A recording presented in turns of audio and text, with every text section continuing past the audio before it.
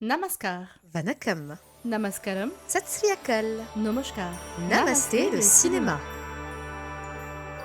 Bonjour Elodie, comment vas-tu?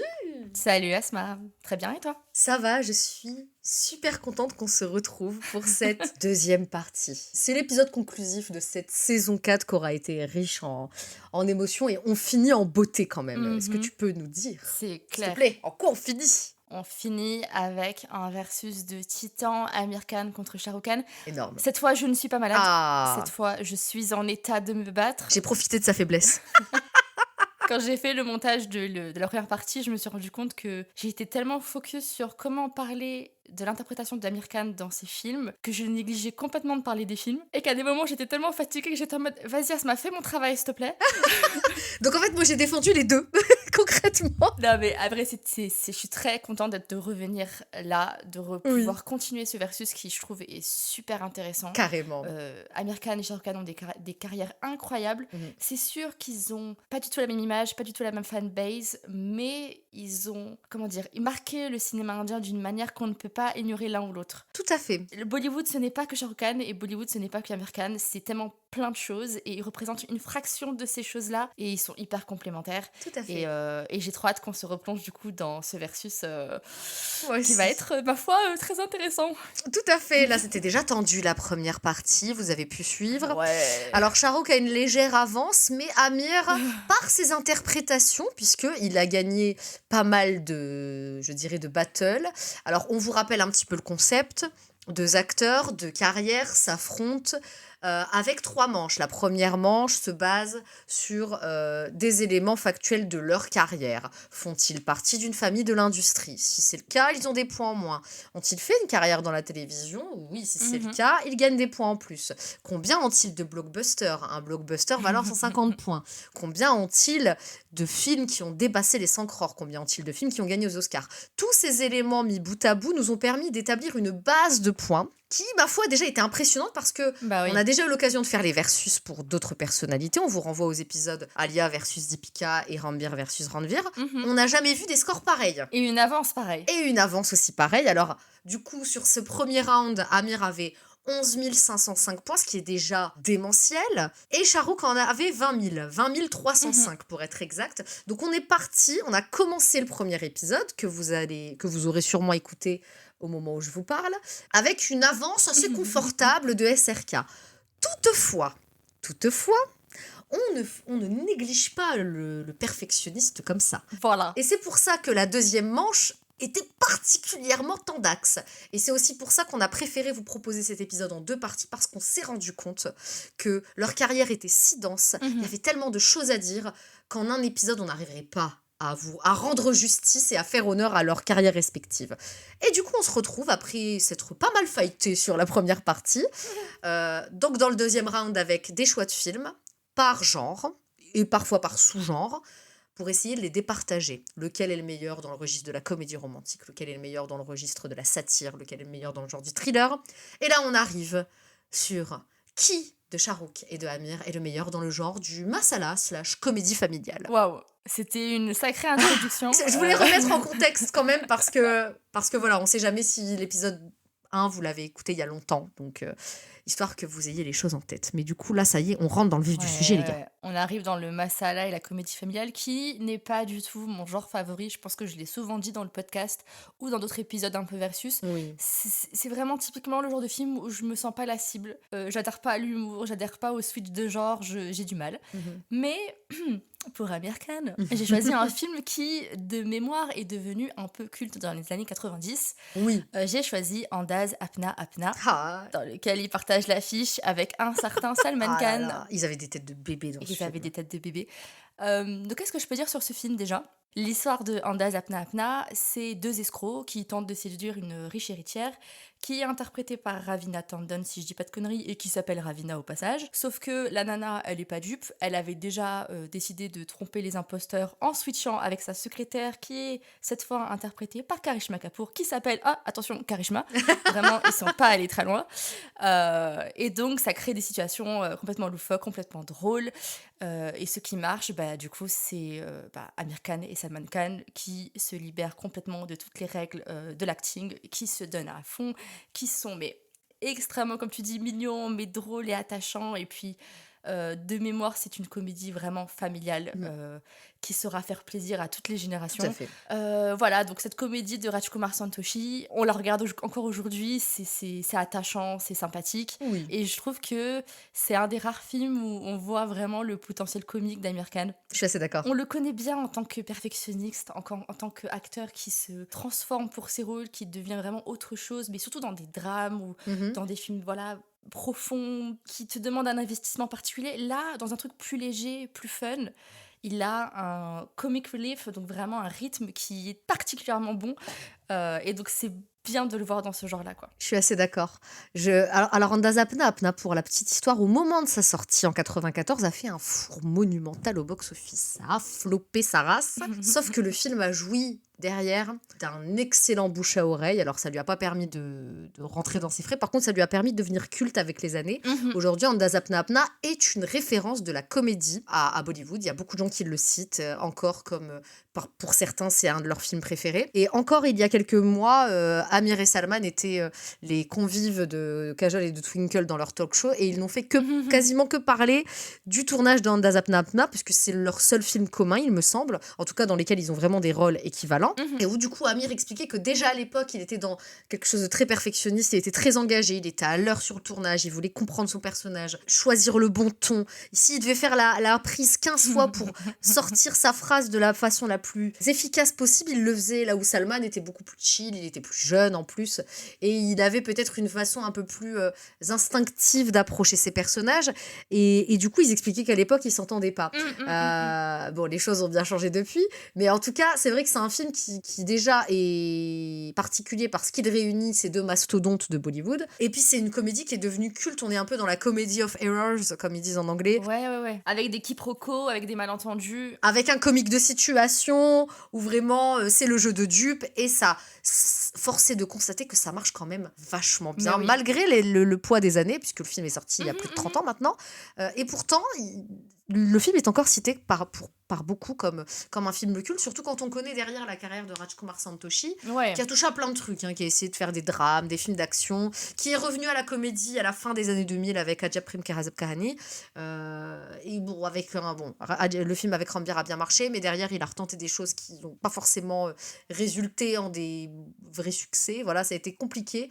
Et clairement, le film culte de sa carrière, c'est Andaz Apna Apna. Mhm. Donc, je trouve que tu as fait un choix très smart. Mais bien sûr. Qu'est-ce que tu crois? Par contre, là où je tique un tout petit peu sur ton choix, c'est que on parle du. Alors, c'est pour ça que la catégorie est un petit peu particulière parce qu'on parle de masala / comédie familiale. Mhm. Je pense qu'on peut le caser dans la comédie familiale. Après, C'est pas du tout un masala pour moi. Pas du tout. Pas du tout un masala. C'est vraiment plus une comédie. Et c'est là où du coup moi je vais être un peu emmerdée par rapport au film que j'ai choisi parce que moi je suis vraiment allée dans la catégorie masala, je pense. Donc mais je vais m'expliquer. Je vais m'expliquer.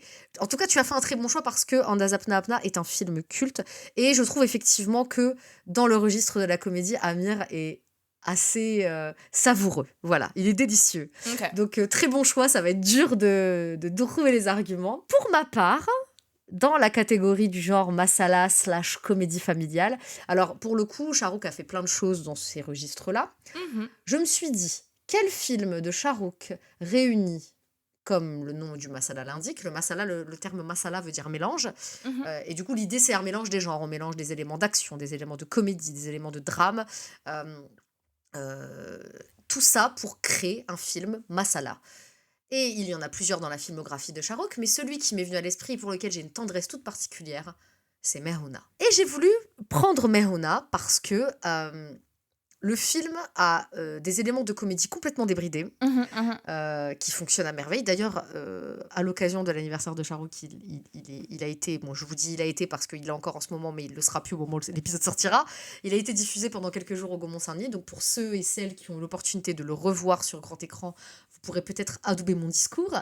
Mais en tout cas, effectivement, c'est un film de Farah Khan. Maintenant, on connaît la patte de Farah Khan. Elle adore mélanger les genres, elle adore mélanger les styles, avec plus ou moins de réussite. Mais Dans Mehouna, qui est son premier film en tant que réalisatrice, on a des éléments de drame familial, des éléments de film d'action pur, vraiment d'actionneur, limite parfois avec des éléments de film de guerre, bon, très subtils, des éléments de comédie pour ados, des éléments de romance, et évidemment des éléments de comédie. Et je trouve que Mehouna est un masala assez unique. Parce que quand on entend masala, on va plutôt penser aux films musclés de Salman Khan à la fin des années 2000. On va penser peut-être aux films tamoul de Vijay, de Ajit dans les années 2000. On va penser au cinéma de Rajnikant. Là, on est sur un masala, je trouve, avec une énergie assez différente des autres. Parce que c'est techniquement un masala, puisque ça mélange plein de genres. Et en même temps, le film a une modernité dans son ton et une façon de raconter son histoire qui se détache de tout ce qu'on a pu voir dans le registre du masala jusqu'à aujourd'hui.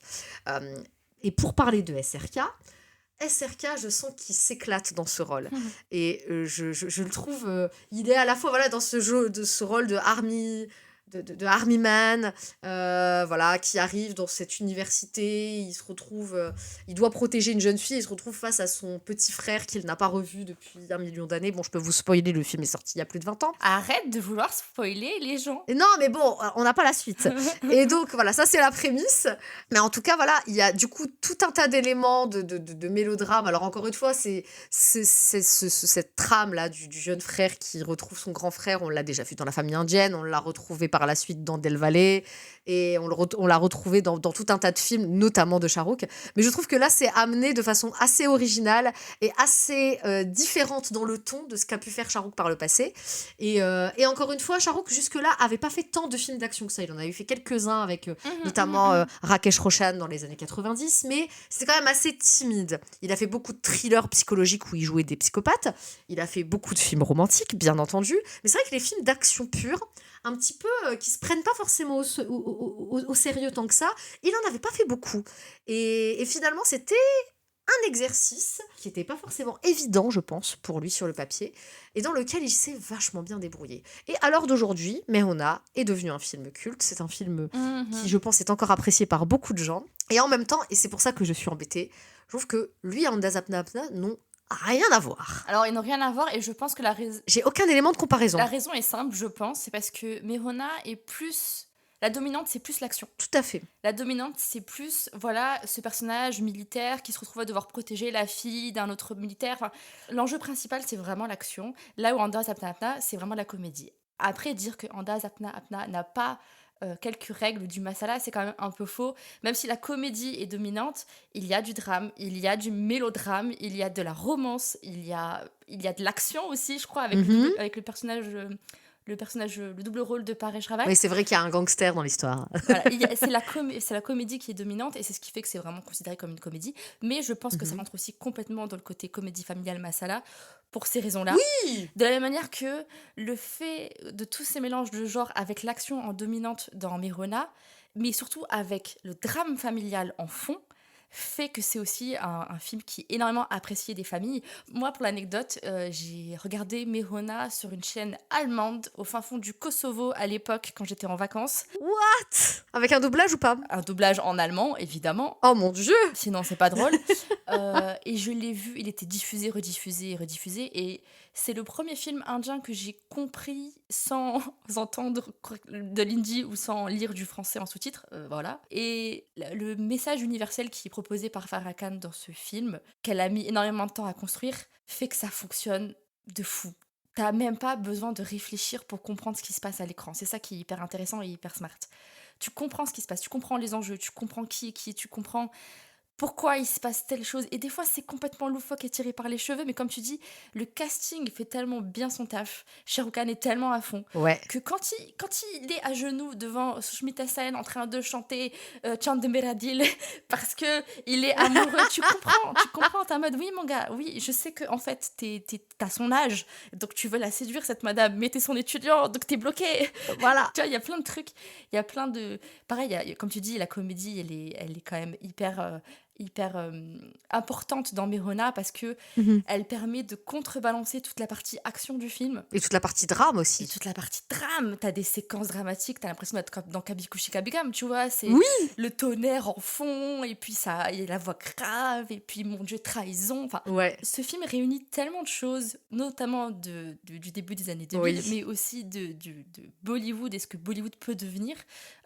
Il était en avance sur son temps, je pense, dans sa manière d'être construit. Franchement, moi, je le connais par cœur. C'est un film que je connais, mais par cœur. Ça fait partie des films dont je peux te reproduire toutes les scènes quand tu veux, où tu veux. Ça n'empêche pas qu'il y a des choses qui sont un peu problématiques dans le film. Il y a des trucs qui ont mal vieilli, hein, le makeover, tout un tas de choses où on se dit, bon, ah, frère. C'est pas juste on te propose un drame, voilà, et on a mis tout ce qu'on voulait mettre Ouais. dedans sans vraiment y réfléchir. Non, le film est extrêmement bien construit. Et effectivement, Shah Rukh Khan, c'est un peu, je trouvais, c'était un peu se lancer dans quelque chose de plus contemporain. Un peu dans la lignée de ce qu'il avait fait avec Kalhonaho, hein, mais dans un registre différent. Ouais, complètement. Et l'année 2004, dans la carrière de Shah Rukh, a été justement un peu. A commencé en tout cas à actionner ce tournant de ok, je fais des romances, mais je ne fais pas que ça. Alors il a fait, bon. Il a fait du Virzara, voilà, on adore Virzara, Dieu bénisse Virzara, Mhm, mhm. mais il a fait aussi Swades. Exact. Swades en 2004. Et Mehuna, 2004 aussi. Ça a été une année un peu tournant. Il a actionné ce truc-là un peu avec Kalhonaho, qui est un drame romantique plus contemporain qui se passe à New York, Mhm, mais qui est quand même très mélo à la manière de ce qui se passe à Bollywood. Bon, moi, j'adore. bien sûr. Mehuna est effectivement plus contemporain dans son traitement. Et il y a aussi autre chose que je voulais ajouter. Plus fun aussi, surtout. Tout à fait, et ça va rejoindre un petit peu ce que je vais te dire. Farah Khan, à la base, est chorégraphe. C'est ça, son métier de cœur, et c'est ce pourquoi elle était connue depuis, je dirais, la fin des années 80. Mhm, Elle a été, mhm. c'est Saroj Khan, qui est une icône de la chorégraphie, qui lui a mis le pied à l'étrier. Et en fait, on sent dans le cinéma de Farah Khan, et notamment dans Mehuna, une musicalité Ouais. dans la façon de réaliser les scènes. Alors du coup, effectivement, ça donne un côté un peu déjanté, Mhm, mhm. un côté un peu loufoque, mais il y a une musicalité dans l'image, dans la mise en scène, dans les séquences, dans les dialogues, dans la façon dont il y a des punchlines. Et en fait, du coup, c'est aussi ce qui fait que sur un film qui fait quand même 3 heures, hein, parce que mais on a dure 3 heures, Ouais. tu ne vois pas le temps passer. Il y a une efficacité qui est redoutable et qui est notamment due à ce sens de la musicalité Mhm, qu'on mhm. retrouve dans le cinéma de Farah Khan. Et je peux le confirmer puisque j'ai vu Om Shanti Om il y a 3 jours. Et je confirme du coup cette compétence qu'elle a à mettre de la musicalité en termes, je veux dire, de rythme narratif. Ouais. Dans son rythme narratif, il y a une vraie musicalité qui fait que du coup, tu vois pas le temps passer. C'est redoutable. Puis c'est un truc que j'ai lu il y a pas longtemps, c'est vraiment cette façon de dire que les scénaristes, c'est aussi des compositeurs. C'est Alexandre Astier qui le disait. Ah ouais. Et Farah Khan, justement, a écrit, mais Rona, elle a pas seulement réalisé, elle l'a aussi écrit, même si elle a été accompagnée par d'autres personnes pour l'écriture du scénario. Tout à fait. Et je pense que ce que tu dis là, ça rejoint vraiment le fait que, Mhm. même dans la construction de ce film-là, il y a ce côté chorégraphe-compositeur. On va rythmer le truc d'une certaine manière, et c'est extrêmement efficace. Maintenant, effectivement, c'est très difficile de comparer Shah Rukh Khan dans Merona et Amir Khan dans Andaz Apna Apna. C'est dur en fait, parce que les films, je trouve, n'ont rien de commun et ils ont chacun leur identité très forte. Je serais pas choquée quand Dazapna Apna gagne, tout comme je trouverais ça légitime que Mehuna gagne ce battle, parce que ce sont 2 films cultes, quoi. Je peux te proposer d'utiliser ton droit de veto là. Moi, j'ai déjà utilisé mon droit de veto. Je regarde un peu ce qu'on a après. Je regarde un petit peu le reste. Je pense que c'est là où ça me fera le moins mal, entre guillemets. Alors attends, je regarde. Ouais, la battle d'après, elle va être chaude aussi. La battle d'après, bon, celle-là, je pense que voilà. Ok. Oh là là, meilleur rôle secondaire, j'ai envie d'utiliser là, moi. Non, parce que je pense que t'as pas besoin. Rôle d'antagoniste. Bon, allez. Disons qu'on va commencer cet épisode avec mon droit de veto. Mehuna remporte cette manche. C'est vraiment la seule catégorie où je me dis, j'adore Amir Khan dans le registre comique, mais si à un moment donné tu dois utiliser ton veto sans que ça me fasse trop mal, je pense que c'est là. Et Mehuna est un joli film et j'ai l'impression que c'est aussi un film qui te tient à cœur. Moi, j'adore Mehuna aussi. Et... Moi, c'est un de mes films cultes. Après, qu'on soit clair, c'est pas juste parce que j'adore Merona, c'est juste aussi parce que je trouve que même si Shah Rukh Khan a fait de la comédie par le passé, et il est très bon dans la comédie, il est très bon dans tout ce qu'il fait en général, mais dans ce film-là en particulier, particulier. Il arrive justement à te convaincre. Non, en fait, il joue de sa personne presque. Je sais pas comment dire. C'est vrai. Il y a un côté un peu. Je me moque même de moi-même, notamment, tu sais, la scène où il doit danser. On sait que Shah Rukh Khan est pas du tout un danseur. Oui. Il y a de l'autodérision dans ce film-là, et tu le sens à la fois dans le personnage et à la fois dans l'acteur. C'est particulier, C'est vrai. mais c'est ce qui est intéressant, c'est-à-dire qu'il est très Le bien. côté second degré, il est Ouais. très présent dans ce film, c'est vrai. Le côté où je me joue des codes qu'ont construit ma carrière. Voilà, la fameuse Shah Rukh pose, on la connaît. Il l'a fait à fond et en même temps, il se déconstruit un peu à travers ce rôle. Un peu de la même manière que l'avait fait Salman Khan dans Johnnyman, d'ailleurs. Ouais, Johnnyman, complètement. film réalisé par le mari de Farah, qui est grave sous-coté, je tiens à le dire. Et en plus, il y a Queen Pretty Zinta. Mais bref, du coup, encore une fois, Farah et Sherish Kunder, son époux, qui ont cette capacité à mettre des grands acteurs en position de se moquer d'eux-mêmes, un petit peu presque. Et c'est très intéressant. Et en fait, Merona est truffée de plein de choses. Ouais. Il y a quelques trucs qui peuvent être jetés, qui, je pense, ont un peu vieilli, je suis assez d'accord. Mais c'est quand même truffé de plein de choses intéressantes. Et du coup, c'est ce qui fait qu'aujourd'hui, je pense que le film est encore relevant. En fait, il est encore pertinent. Ok, et très bien. Merci pour ce veto Aïe. que j'ai perdu, du coup. Nous passons donc à la catégorie suivante qui va être chaude de Night. Au moins, je sais que tu vas pas l'utiliser là, tu vois. Je peux pas. Et c'est pour ça que je t'ai dit j'hésite, mais en même temps, c'est trop facile après. Donc, il faut qu'on se fight, sinon c'est pas drôle. Ok. On va passer à la catégorie du meilleur dans le genre du drame sportif. Ah, c'est chaud. Est-ce que tu veux commencer, Asma, par nous raconter quel film tu as choisi? C'est assez évident. C'est, je crois, le seul film de la carrière de Shah Rukh qui porte sur le sport, et c'est devenu un film culte. Et c'est l'un des meilleurs rôles de sa carrière. Je parle de Chak de India, réalisé par Shimit Amin, un film qui de base était destiné à Salman Khan, qui l'a refusé parce qu'il n'adhérait pas trop au scénario, et puis il y avait aussi des histoires de paye. Finalement, Shah Rukh a accepté le film, a accepté aussi une énorme coupe sur son salaire pour que le film puisse se faire, puisqu'on était certes sur une production de Yash Raj Films, mais sur une production à petit budget. Un film qui va complètement à l'encontre de ce que faisait Shah Rukh à ce moment-là, à savoir du grand divertissement populaire. On est sur un film de sport, alors à la construction pas forcément des plus originales, mais où finalement Shah Rukh n'a pas de love interest, où finalement, même s'il y a des chansons, il n'y a aucune scène chorégraphiée. Finalement, Shah Rukh un petit peu essaye en tout cas il est dans la démarche qu'il avait enclenchée avec Swades, comme je le disais tout à l'heure, de déconstruction de sa propre image à travers ce film, pour montrer qu'en plus d'être le Shah Rukh qui fait rêver, le Shah Rukh qui rend folle ses dames, le Shah Rukh qui peut jouer les héros d'action, c'est aussi un interprète d'exception. Et dans ce film, il joue le rôle d'un joueur de hockey sur gazon, c'est bien ça, c'est le hockey sur gazon, qui a été jeté comme un paria puisque accusé de corruption. Il revient des années plus tard au sein de la fédération pour coacher l'équipe féminine indienne de hockey sur gazon. Il se rend alors compte que il n'y a absolument rien qui va, que ce soit sur le plan organisationnel, que ce soit en termes de moyens, que ce soit tout simplement même cette équipe qu'il découvre avec ces femmes qui viennent d'un peu partout en Inde. On a des filles qui viennent de l'Assam, qui viennent du sud de l'Inde, qui viennent du Pendjab, qui viennent d'horizons, de classes sociales, de milieux différents, et avec une fédération qui clairement ne met pas les moyens. Et après, il y a aussi l'enjeu de ce personnage qui cherche un petit peu à travers cette nouvelle chance, qui cherche un peu sa propre rédemption. Donc en fait, il y a plein d'enjeux très intéressants qui s'entrechoquent. C'est aussi alors c'est un récit, moi je trouve, qui recouvre un sous-texte féministe, puisqu'on a toutes ces femmes qui essayent de s'émanciper par le sport et qui sont chacune confrontées à leurs propres challenges et à leurs propres défis. Et puis c'est aussi un vrai récit social, puisque ça dit plein de choses sur le racisme, sur les discriminations, sur la misogynie ordinaire, notamment dans le milieu du sport et notamment en Inde. Et même si c'est Shah Rukh le héros du film, malgré tout, voilà, on a un petit peu le male savior qui entre en ligne de compte, on peut pas le nier. Ça reste un film d'une pertinence folle. Et je trouve que c'est l'un des rôles les plus puissants de la carrière de Shah Rukh. Et si vous voulez découvrir Shah Rukh Khan autrement, si vous n'avez pas envie de voir les romances et que vous nous écoutez parce que vous êtes juste un petit peu curieux, Chak de India est la parfaite façon de découvrir Shah Rukh Khan sous un angle différent. Voilà, c'est tout ce que j'ai à dire. Et il est génial, et il a gagné le Filmfare Award du meilleur acteur pour ce film, et il aurait mérité le National Award. Je suis encore outrée. Merci.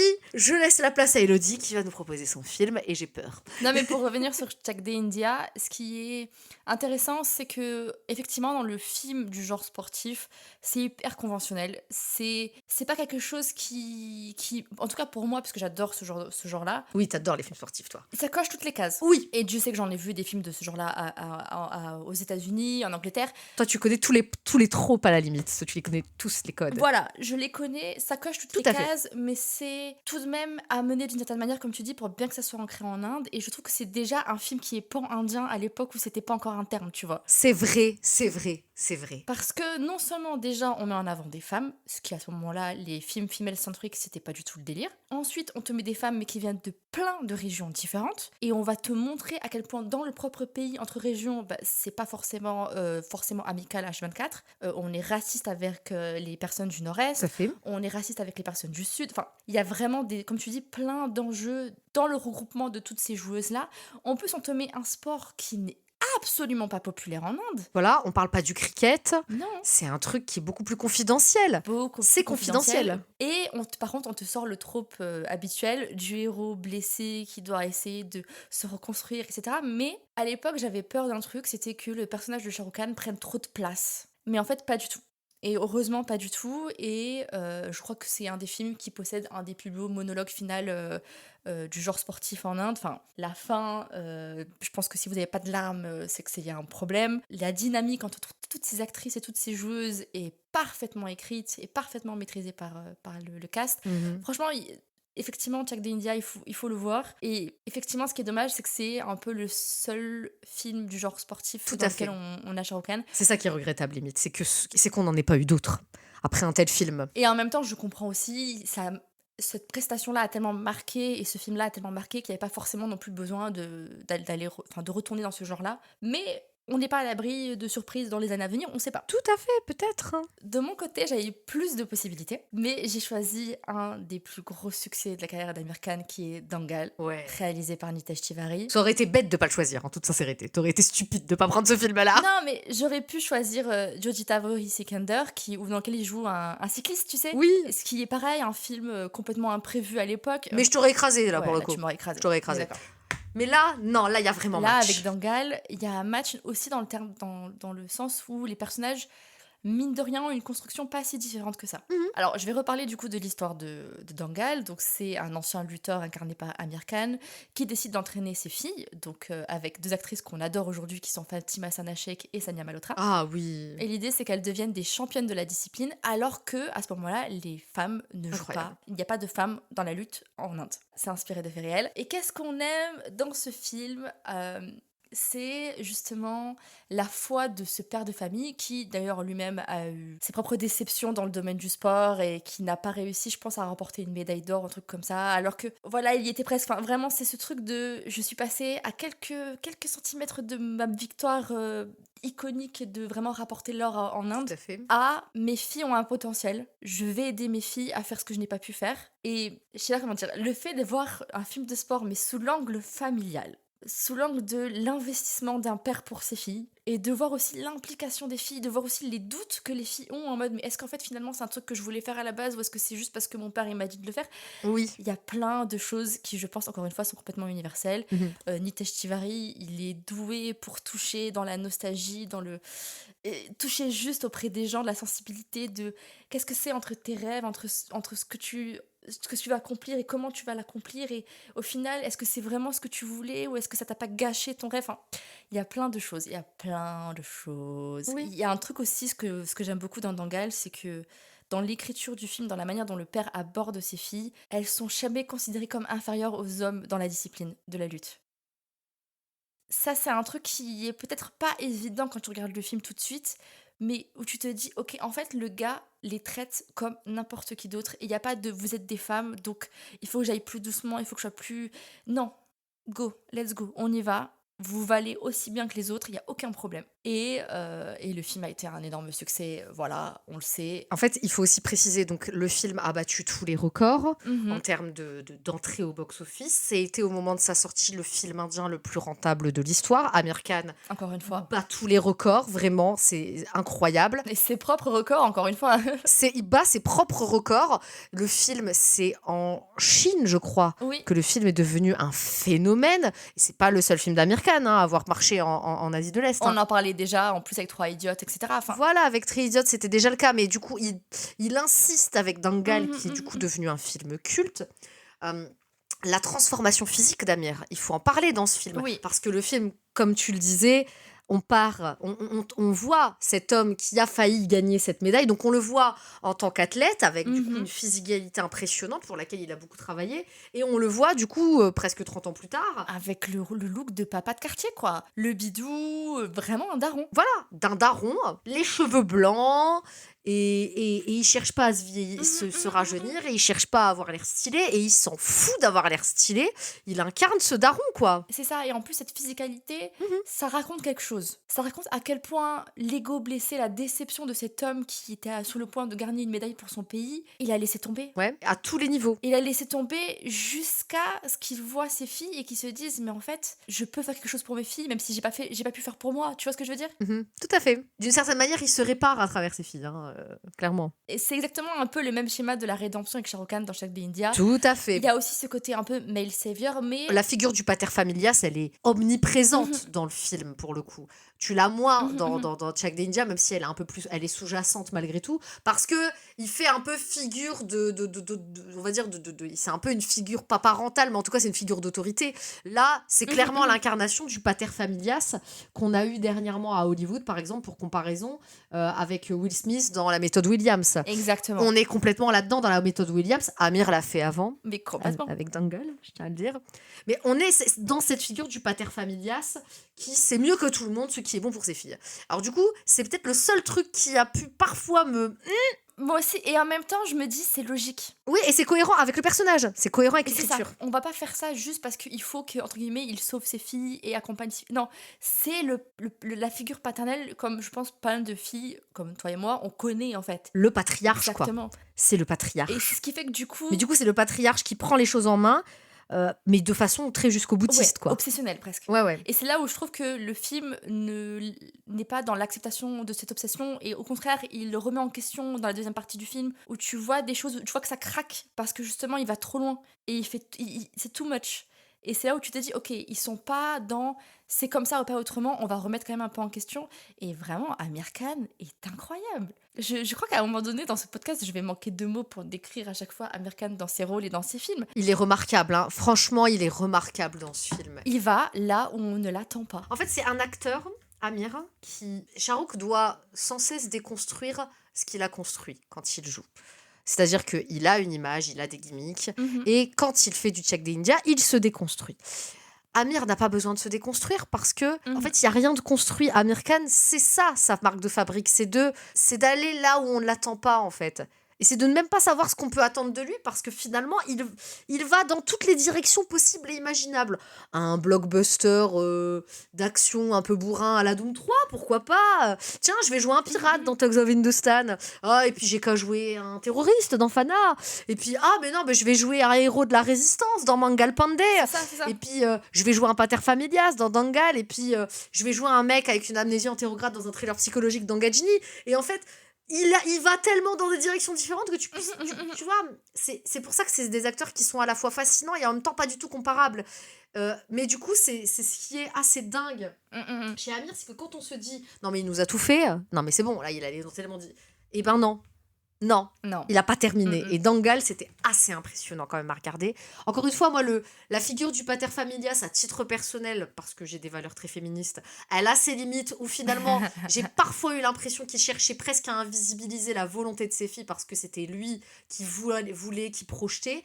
Et en même temps, il y a quelque chose d'assez remarquable dans, comme tu le disais, le fait qu'il a jamais traité ses filles comme des faibles femmes. Et du coup, il les a un petit peu empowered par ce biais-là. Tu vois, il leur donne du pouvoir à ce moment-là, quand il les traite comme n'importe qui d'autre. Mais j'aime le fait que ça soit imparfait dans cette relation et qu'on Ah oui, on soit en capacité de se poser ce genre de questions, genre est-ce qu'il a totalement raison, est-ce qu'il a pas totalement raison. Même lui en parlait dans les interviews, c'est-à-dire que c'est ça aussi ce qui fait le monsieur perfectionniste, c'est que il n'hésite pas à faire du 360 dans la création de ses personnages et dans l'interprétation de ses personnages. Et si il faut que son personnage ait des défauts, quelle que soit sa bonne volonté, il faut qu'il ait ces défauts-là. ouais, Parce que c'est ce qui va le rendre plus authentique, c'est ce qui va le rendre plus vrai. je suis assez d'accord.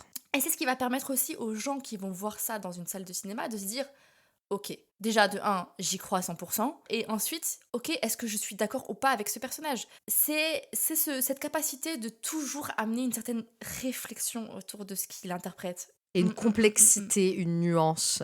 Et le personnage, il a des shades of grey, il est imparfait. C'est aussi pour ça que c'est un personnage qui est très authentique, qui est très vrai.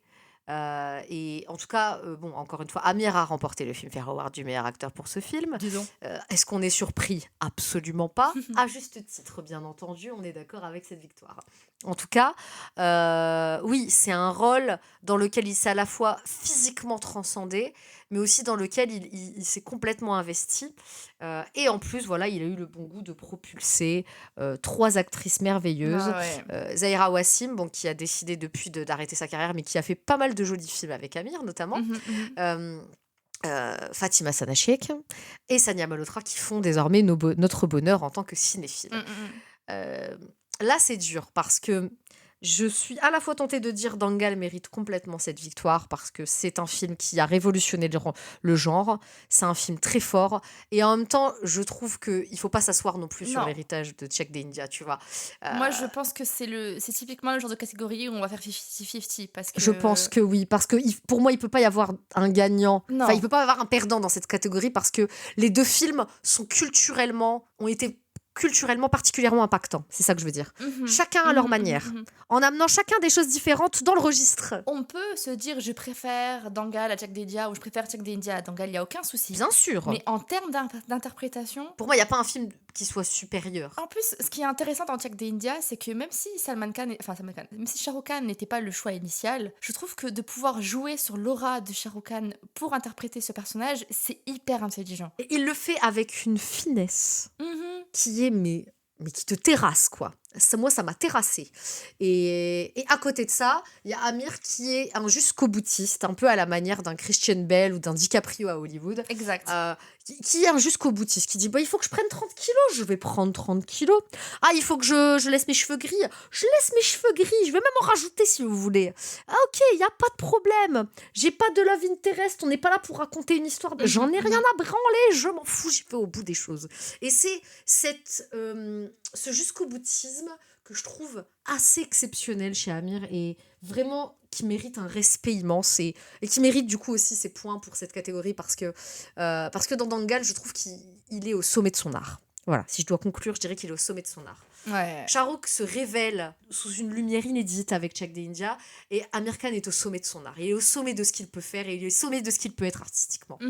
C'est exceptionnel. Si vous n'avez pas vu les deux films, franchement, j'espère que ce podcast sera l'excuse idéale pour que vous y alliez parce que les deux films sont cultes et les deux films sont...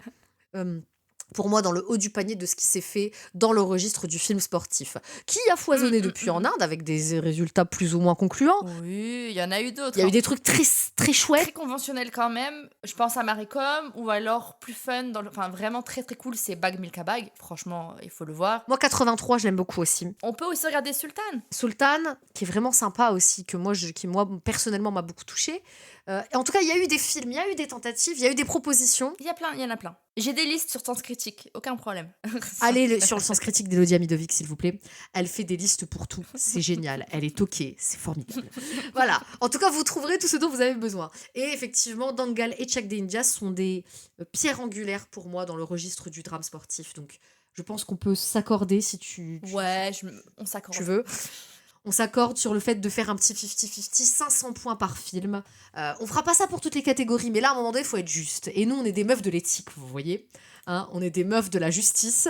Et là, on est juste. Donc, voilà. On va rajouter, je me permets du coup de les rajouter d'ores et déjà. Je suis nulle en maths, ça fait 24 200. Alors, on a fait 2 catégories en 40 minutes. Mon Dieu, mais ça va être compliqué, hein, je pense. Donc, nous arrivons à la catégorie suivante, qui est le meilleur dans le genre du film policier. Je pense que ça va être expéditif, là. Si vous voulez qu'on accélère le mouvement, on va pouvoir le faire. Elodie, quel est ton choix?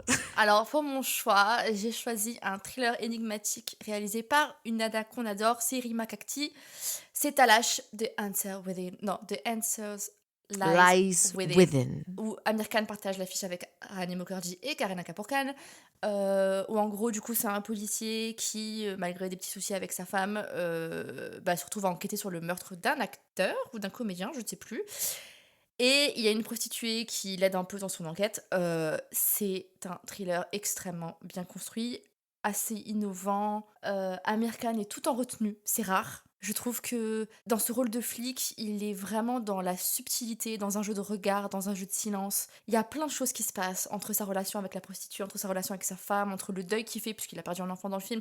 Il y a plein de choses qui se passent et le film, je trouve, est vraiment, c'est un must-watch dans le genre du thriller policier. Vraiment, il faut le regarder. Très bon twist à la fin, même si je pense que pour d'autres vont trouver ça prévisible, peu importe. C'est extrêmement engageant. Tu regardes ta lâche, t'es dedans. T'as un univers visuel, t'as une histoire qui prend, t'as des dynamiques de comédiens qui sont extrêmement bien pensées, et t'as un Amir Khan, voilà, qui est capable de se transformer comme pas possible dans Dangal, et ensuite se glisser dans un uniforme policier tout à fait naturellement, et en même temps jouer de manière mais tout en délicatesse. Je sais pas, il y a une vulnérabilité chez ce flic qui est mais criante. Enfin, je vais gagner quoi. Je suis désolée, mais quand je vois ce que t'as mis à côté. Je vous explique. C'est compliqué parce que finalement, Shahrukh n'a pas joué tant que ça les flics. Et il y avait des films où j'aurais pu essayer de bidouiller pour le mettre, mais j'ai préféré les mettre dans d'autres catégories pour être un peu stratégique. J'ai choisi One to Kafor, qui est une espèce de comédie. Alors c'est L'arme fatale rencontre Mary Poppins, qui rencontre Hum Hai Rahi Pyar Ke. Hum Hai Rahi Pyar Ke, un film de 93 avec Juhi Chawla, que j'aime personnellement beaucoup, et avec, attention, avec Amir Khan. Et là, ça ressemble un peu à rien. Je suis obligée de constater. Alors, le film est sorti en France en DVD sous le titre Flic de choc. J'aurais plutôt dit Flic de toc, mais c'est pas moi qui décide apparemment, donc c'est pas grave. Alors, l'histoire est tout à fait conventionnelle. On a donc 2 flics qui sont amis. Un flic, du coup, très sérieux, incarné par Jackie Shroff, père de famille, veuf, et Shahrukh Khan, qui incarne de son côté un flic célibataire endurci, un peu tête brûlée, qui prend tous les risques, impertinent, irrévérencieux. Lorsque le personnage de Jackie Shroff est abattu, Shahrukh Khan se retrouve à récupérer les 4 gamins. Il n'arrive pas, donc il engage une nounou qui se trouve être incarnée par la merveilleuse Juhi Chawla, qui est ici extrêmement limitée par un personnage écrit avec le cul. Donc, et du coup, on est dans une espèce de gloubi-boulga entre le film d'action, la comédie familiale et le film d'espionnage. Je suis fatiguée. Donc, on peut dire que t'as gagné ? Merci. Voilà, Shahrukh est pas mauvais, mais c'est tellement mal écrit, c'est tellement mal géré, c'est long pour rien. Et je trouve que parce qu'il a une jolie complicité avec Juhi, avec laquelle il a beaucoup travaillé, ils ont d'ailleurs ouvert leur boîte de prod à l'époque ensemble, Dreams Unlimited, qui n'a pas duré très longtemps, mais c'est pas grave. Mais voilà, ils sont amis et ça se sent quand ils sont à l'écran ensemble. Il y a une complicité naturelle, il y a quelque chose d'organique entre eux. Ouais. Mais là, c'est tellement mal exploité parce que c'est tellement écrit avec le cul qu'en fait, t'es là, t'es énervé face au film. Tu te dis, mais vous avez vraiment fait ce gâchis-là ? Vous êtes sérieux ? L'histoire, même si elle est un peu bateau, aurait pu fonctionner avec une écriture qui tient la route, ça aurait pu être touchant sans être un grand film, surtout quand on compare avec Talash, qui est un film infiniment plus exigeant, infiniment plus fin, qui pour moi a ses petits défauts de lenteur personnellement, mais qui je trouve est quand même très fin, très intelligent dans l'écriture et qui a un vrai exercice dramatique pour Amir et aussi pour Rani Mukherjee et Kareena d'ailleurs, qui sont toutes les deux formidables. C'est un exercice dramatique très exigeant, là où One to Kafor est une grosse blague, quoi. Et c'est pas le genre de blague qui me font rire. Voilà, donc Amir a gagné 1000 points sur cette manche. Non, parce que j'avoue, on est un peu longue depuis tout à l'heure parce qu'on a parlé de chefs-d'œuvre et on a parlé de films qui nous ont touchés au cœur, quoi. Ouais. Donc là non, quoi. Là non, je suis désolée, donc on va arrêter les bêtises. Passons à la prochaine catégorie. Qui est le meilleur dans le genre du film de gangster ? Qu'as-tu choisi du coup ? J'ai choisi Raïs dans lequel Shah Rukh Khan incarne. Alors, il faut que je me remette le film en tête parce que je l'ai vu il y a quelques temps et je vous mens Mmh, pas, mmh, mmh, il m'a pas non plus laissé un souvenir indélébile. Le film se déroule dans les années 60, il me semble, et en gros, il joue le rôle d'un gars. Qui veut vendre de l'alcool à une époque où justement la vente d'alcool était illégale. mmh. Il se retrouve effectivement à la fois face du coup aux autorités qui veulent l'empêcher de faire son délire, mais aussi face à la pègre qui veut essayer soit de bénéficier de son business, soit de l'arrêter parce que du coup le mec dans ce business-là commence à avoir de l'influence. Dans ce film, Shah Rukh Khan donne la réplique à Mayra Khan, qui est une actrice pakistanaise. Oui, il fut un temps, les Indiens et les Pakistanais pouvaient collaborer ensemble sans se Mmh. taper dessus. Quelle époque. Donc, ça a été un des, justement, des gros éléments qui ont permis la promotion de ce film à l'époque. C'est justement le premier rôle de Mahira Khan, qui était déjà une grande star au Pakistan, dans l'industrie hindi. Et donc, on a ce film qui, ma foi, je trouve, a des instants de grâce, des moments intéressants. Shah Rukh Khan dans un rôle plutôt sombre, dans un rôle de gangster un petit peu énigmatique, un peu noir. Il y a des emprunts à Scorsese dans l'écriture, je trouve, de ce personnage. Et en même temps, je trouve qu'il y a une paresse inouïe dans le développement de la narration. Mmh. En fait, je suis emmerdée parce que je trouve que le personnage de Rahis est très intéressant et interprété avec une noirceur jusque-là inédite par Shah Rukh, qui pour autant, mais quand même, déploie quand même son charisme et son charme Mmh. inégalé au service de ce personnage pour nous le rendre attachant, parce que c'est sa marque de fabrique. Donc, Ouais. c'est pas non plus un virage à 180 degrés, mais je trouve quand même qu'il y a des choses intéressantes dans cette prestation qui dénotent de ce qu'il a fait dans le reste de sa carrière. On n'est pas sur un contre-emploi, mais on est sur une proposition, je trouve, intéressante. Mais je suis très emmerdée parce que je trouve que l'écriture de la narration et de l'histoire dessert profondément ce personnage qui avait un grand potentiel. Euh, Ouais. et c'est pour ça que je suis un peu emmerdée. Parce que je trouve pas que le film soit le four que la presse a pu décrire. Non. Je trouve que la nomination pour le prix du meilleur acteur de Shah Rukh Khan est justifiée. Il n'aurait pas mérité de gagner, mais sa nomination est justifiée parce que c'est une prestation de qualité. Mais je suis emmerdée parce que je trouve que l'écriture du film en lui-même est quand même très faiblarde. Alors c'est Raoul Dolakia qui réalise ce film, qui a d'abord fait parler de lui avec le film Parzania qui avait gagné au National Awards, qui était un petit film indépendant. Et depuis, bah plus rien quoi. Bah, depuis plus rien. Il a fait un film pour Amazon, je crois, avec un casting très confidentiel. Le film était quand même produit par Farhan Akhtar, Heritage Sidvani. Je soupçonne qu'ils aient un contrat de 3 films et que du coup, ils étaient obligés de le financer parce que Farhan et Heritage Sidvani finançaient déjà Rahis. Tout ça pour dire que je sens que derrière Rahis, il y a un mec qui maîtrise pas trop l'exercice, Mmh. qui n'a Mmh. pas forcément une vraie vision d'auteur, et ça se sent parce que le film est assez déceptif dans son ensemble, malgré un Shah Rukh Khan qui, je trouve, donne de sa personne. Voilà ce que je dirais. Shah Rukh Khan est correct et il peut te faire croire à n'importe quoi, ça c'est sûr et certain. Mais je te dis, il peut jouer une chaise longue, en fait, le gars. Je serais là, je regarderais. Mais ce dont je me souviens et ce qui m'avait dérangé dans le film, c'est que je me disais c'était l'opportunité pour Shah Rukh Khan de vraiment jouer voilà un espèce d'antagoniste, un personnage noir, un chef de gangster démoniaque si tu veux, j'exagère un peu. Mhm. Mais qu'en fait dès le début du film, tu te rends compte qu'on va tout te justifier pour dire mais en fait non il est gentil, non il est sympa, tu vois. C'est vrai. Et ça Et m'avait... ce charisme qu'il déploie va dans ce sens-là. Il va Ouais. dans cette Et ce démarche-là. que je trouvais dommage parce que je me suis dit c'était l'occasion pour lui de vraiment... De jouer un vrai anti-héros. Voilà, de jouer le vrai anti-héros, de vraiment jouer le bâtard, quoi. Mhm. Mais là, il y avait pas. Et du coup, ce qui me gâchait un peu, bah, ce truc de je suis un gangster. Je décide de vendre de l'alcool parce qu'il y a la prohibition. Bah ouais, mais en fait, non. Tu pourrais faire d'autres choses. Enfin, tu vois ce que je veux dire? Il y a des, comme tu dis, il y a des failles dans la narration qu'il faut que... euh. Mais effectivement, Shah Rukh, lui, il peut te faire croire à n'importe quoi. Il y a aucun souci. Oui. Mais j'aurais adoré voir ce charisme au profit d'un vrai rôle d'antagoniste, gangster antagoniste.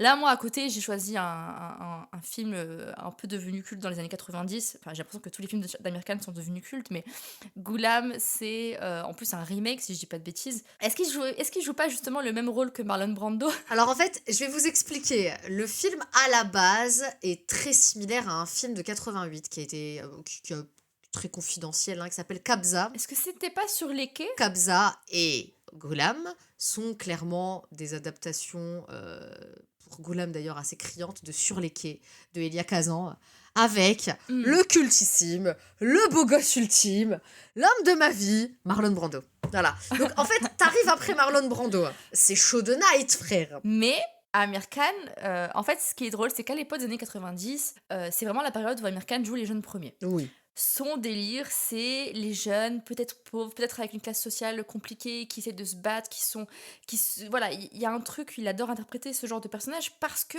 c'est sa génération et parce qu'il veut que les gens s'identifient. Tout à fait. Donc là, il joue justement, voilà, un petit gangsta des rues, impliqué dans le monde illégal par son frère, si je dis pas de bêtises, mais Mhm. qui par une rencontre, par une nouvelle amitié, va se remettre en question et en fait c'est le gangster qui va devenir héros. Mhm. Il y a un espèce de cheminement où c'est le petit pion, le gars des bas-fonds qui du coup va en fait se dire mais en fait non, j'ai besoin de valeurs dans la vie pour avancer et je peux prendre des bonnes décisions et en fait qui va se retrouver petit à petit dans sa démarche contre son propre frère qui lui est toujours bien impliqué dans le monde obscur. Bref. Moi, ce que je trouve intéressant dans le film, c'est que le film parle quand même de plein de choses. Alors, encore une fois, les emprunts à Sur les quais sont évidents. Donc, c'est clairement le mérite ne revient pas au réalisateur, qui est Vikram Bhatt, il me semble, qui clairement s'est vraiment servi, quoi. C'était un buffet à volonté, le film d'Elia Kazan. Par contre, ce que j'aime dans l'interprétation d'Amir, donc qui incarne ce boxeur qui vit dans l'ombre de son frère, qui évolue dans ce milieu de gangster,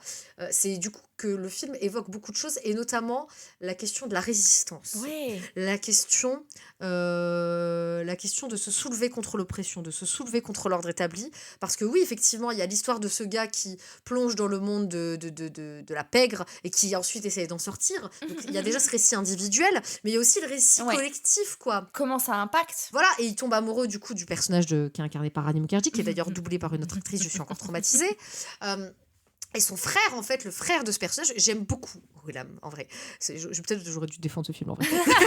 Le frère de ce personnage, donc Alisha, je crois, qui est incarné par Rani, son frère est un travailleur social, en fait, qui, justement, On va mettre de la perspective. va mettre de la perspective, essaye de faire prendre conscience à Siddharth, Sidhu. donc le personnage interprété par Amir, qu'il ne doit pas se sortir de ça. Il est d'ailleurs vivement opposé au frère du coup de Siddharth. Donc, en tout cas, Ouais. il se passe plein de choses dans ce film qui je trouve sont très intéressantes, malgré les emprunts un peu grossiers à Sur les quais, que je trouve infiniment plus fins. Ça fonctionne. Et ça fonctionne grandement grâce à Amir. Parce que au début, c'est vraiment un petit compte service et cette manière qu'il a de se remettre en question, cette manière qu'il a Oui, de se dire il faut que je change en fait finalement parce que ça va pas. Et ce parcours de ce personnage-là, voilà, encore une fois, de ce gangster qui devient héros, il est fascinant. tout à fait. Et on est quand même au début de la carrière d'Amir Khan, donc c'est encore une preuve de sa grande capacité à Ouais. nous surprendre. Tout à fait, tout à fait. Ouais, je suis assez d'accord. En fait, c'est assez édifiant la capacité, comme tu l'as très bien dit, d'Amir à s'être approprié ses rôles de average Joe, entre guillemets, de Monsieur Tout-le-Monde. Que ce soit dans Raja Hindustani, où il joue un chauffeur de taxi, Ouais, ou dans Rangila, ou dans dans Ishq. Rangila, où il joue ce mécanicien et ce mec des bas-fonds, dans Ishq, où il joue encore ce mec pauvre, et dans Ghulam, encore une fois, où il joue l'histoire du gars des rues, quoi, le gosse des rues.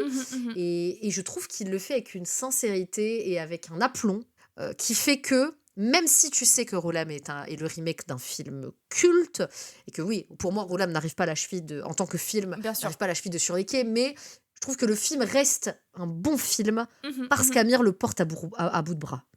et il le porte à bout de bras avec un bagou, avec une énergie Ouais, ouais, que je pense personne d'autre n'aurait pu reproduire. Donc, ouais. donc voilà, je pense qu'on est assez au clair sur le gagnant de cette catégorie. Moi, je lutte pas quand je suis honnête, en fait. Même si j'aime beaucoup la prestation de Charouk dans Raïs, je pense que là, il n'y a pas vraiment match. Je pense que t'inquiète pas, la prochaine catégorie, tu vas être bien. Ouais, je sais. Parce que la prochaine catégorie, c'est le meilleur rôle secondaire. Car oui, nos superstars Mhm, mhm. ont joué parfois le temps d'un film, soit d'une très grande apparition spéciale, soit vraiment parce qu'ils étaient convaincus par le scénario. Oui. Ils ont été amenés à jouer des rôles plus secondaires, mais pour autant impactants.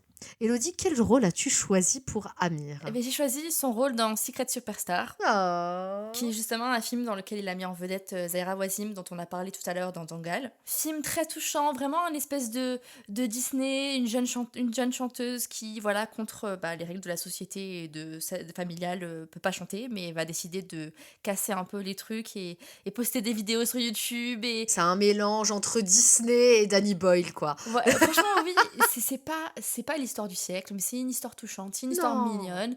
Et Amir Khan, voilà, a un petit rôle secondaire, voire tertiaire, où il joue, c'est ce directeur de production un peu loufoque. Oui, il est complètement fantasque. Voilà. Où, évidemment, ils ont joué un peu sur sa présence dans le film pour faire la promotion du film, puisque c'est pas le héros du film, mais Du on sait tout. comment ça fonctionne. On va essayer d'utiliser son nom pour faire venir les gens au cinéma, et finalement, il n'y avait pas eu besoin. Mais du coup, la réalité, c'est que ce personnage, il y a deux choses. Soit je le trouve pas important, et au final n'apporte rien au film, ou soit il est mal exploité. Amir Khan lui-même, il s'éclate, il est drôle, il est amusant, Ah, il s'amuse tu sens beaucoup, hein. qu'il est Il là, croit au voilà, il film. croit au film. Tu sens qu'il croit au Donc film. ok, pas de souci. Mais dans l'histoire elle-même et dans une vue d'ensemble, je suis toujours un peu en mode, je l'adore, je suis contente de le voir, et en même temps, à quoi ça sert? Tu vois ce que je veux dire? Là où je pense que toi, c'est différent. Moi, c'est différent parce que j'ai choisi Dear Zindagi. Qui, pour moi, alors déjà, Charouk incarne le psychanalyste le plus sexy de la planète. Je pense qu'on est toutes tombées, déjà, on a toutes eu envie d'aller en psychanalyse pour la première fois de nos vies, et on voulait toutes que ce soit avec lui. Donc, salut. Et en fait, au-delà de ça, parce qu'on pourrait se dire, bon, ok, il est séduisant, bah, comme d'habitude, en fait, qu'est-ce qu'il apporte d'autre? Ce que j'aime beaucoup dans ce personnage, c'est que justement, même si le personnage joue clairement de son sex appeal et de son charisme, de son charisme clairement immuable, pour autant, euh, Charouk reste dans son rôle de psychanalyste, il reste dans ce rôle de guidance psychique et émotionnelle pour le personnage principal, qui est incarné par Alia Bhatt dans ce film. Mhm. Derzendegi a des défauts, à mon sens, qui relèvent plus de l'écriture du personnage d'Alia, Oui, moi aussi. et parfois de son interprétation, qui, je trouve, manque un tout petit peu de subtilité, même si je trouve Et les un peu héroïnes criard, ouais. un peu criard, même s'il il y a des scènes où elle est très pertinente. Mais Charouk est d'une force, parce qu'en fait, ce que j'aime beaucoup, notamment dans cette prestation, c'est qu'il cherche jamais à overshadow Alia. Ce serait Ouais, très facile ouais, de le ouais, ouais, faire. ouais. Ce serait très facile de le faire, mais il ne le fait pas. Il reste fidèle à son personnage, il reste fidèle à sa fonction narrative et à sa place de personnage secondaire. Et encore une fois, je trouve qu'il y a une intelligence dans la manière dont il s'approprie ce personnage. Euh, Mhm. où il insuffle du Charouk dans ce personnage, tout en restant fidèle à ce que Gori Shinde, donc la réalisatrice, a écrit pour lui. Et je trouve qu'il se passe plein de choses dans la prestation de Charouk, et je trouve que s'il y avait bien un rôle secondaire qu'il fallait retenir, c'était celui-là. Et encore, je trouve pas qu'il insuffle du Charouk, parce qu'en fait, il a juste une espèce de nonchalance dans le rôle. Oui, peut-être un charisme naturel. Ouais, ouais. Non, mais j'ai pas ce côté genre SRK, tu vois, c'est SRK sur l'écran. Non. Au contraire, j'avais l'impression qu'il s'est glissé dans un rôle qui est un peu plus Robert Downey Jr. dans Iron Man, tu vois. Ouais, c'est vrai. Vraiment une espèce de je sais ce que je fais, je connais mon travail, je suis là pour t'aider. J'ai confiance M'en en demande moi. pas plus. Voilà, j'ai confiance en moi, voilà. J'ai ma propre histoire, j'ai ma propre machin, mais je suis là pour t'aider, et il incarne ce personnage-là avec une espèce de facilité qui effectivement peut te donner l'impression que c'est du SRK, mais c'est moi j'étais happée en fait. Moi aussi. Et c'est vraiment la deuxième partie du film, et donc son apparition dans la deuxième partie du film m'a réveillée. Moi aussi. Parce qu'il se passait plein de choses intéressantes à l'écran, et notamment le fait qu'au cinéma, souvent, les séances de psy sont très clichés, Mhm. et en fait, c'est que du blabla pour rien. Là, il y avait des choses très intéressantes qui étaient dites à l'écran. Et la manière dont la santé mentale était abordée à l'écran, Ouais. c'était hyper smart. Et je pense que la deuxième partie du film, c'est aussi la force du film.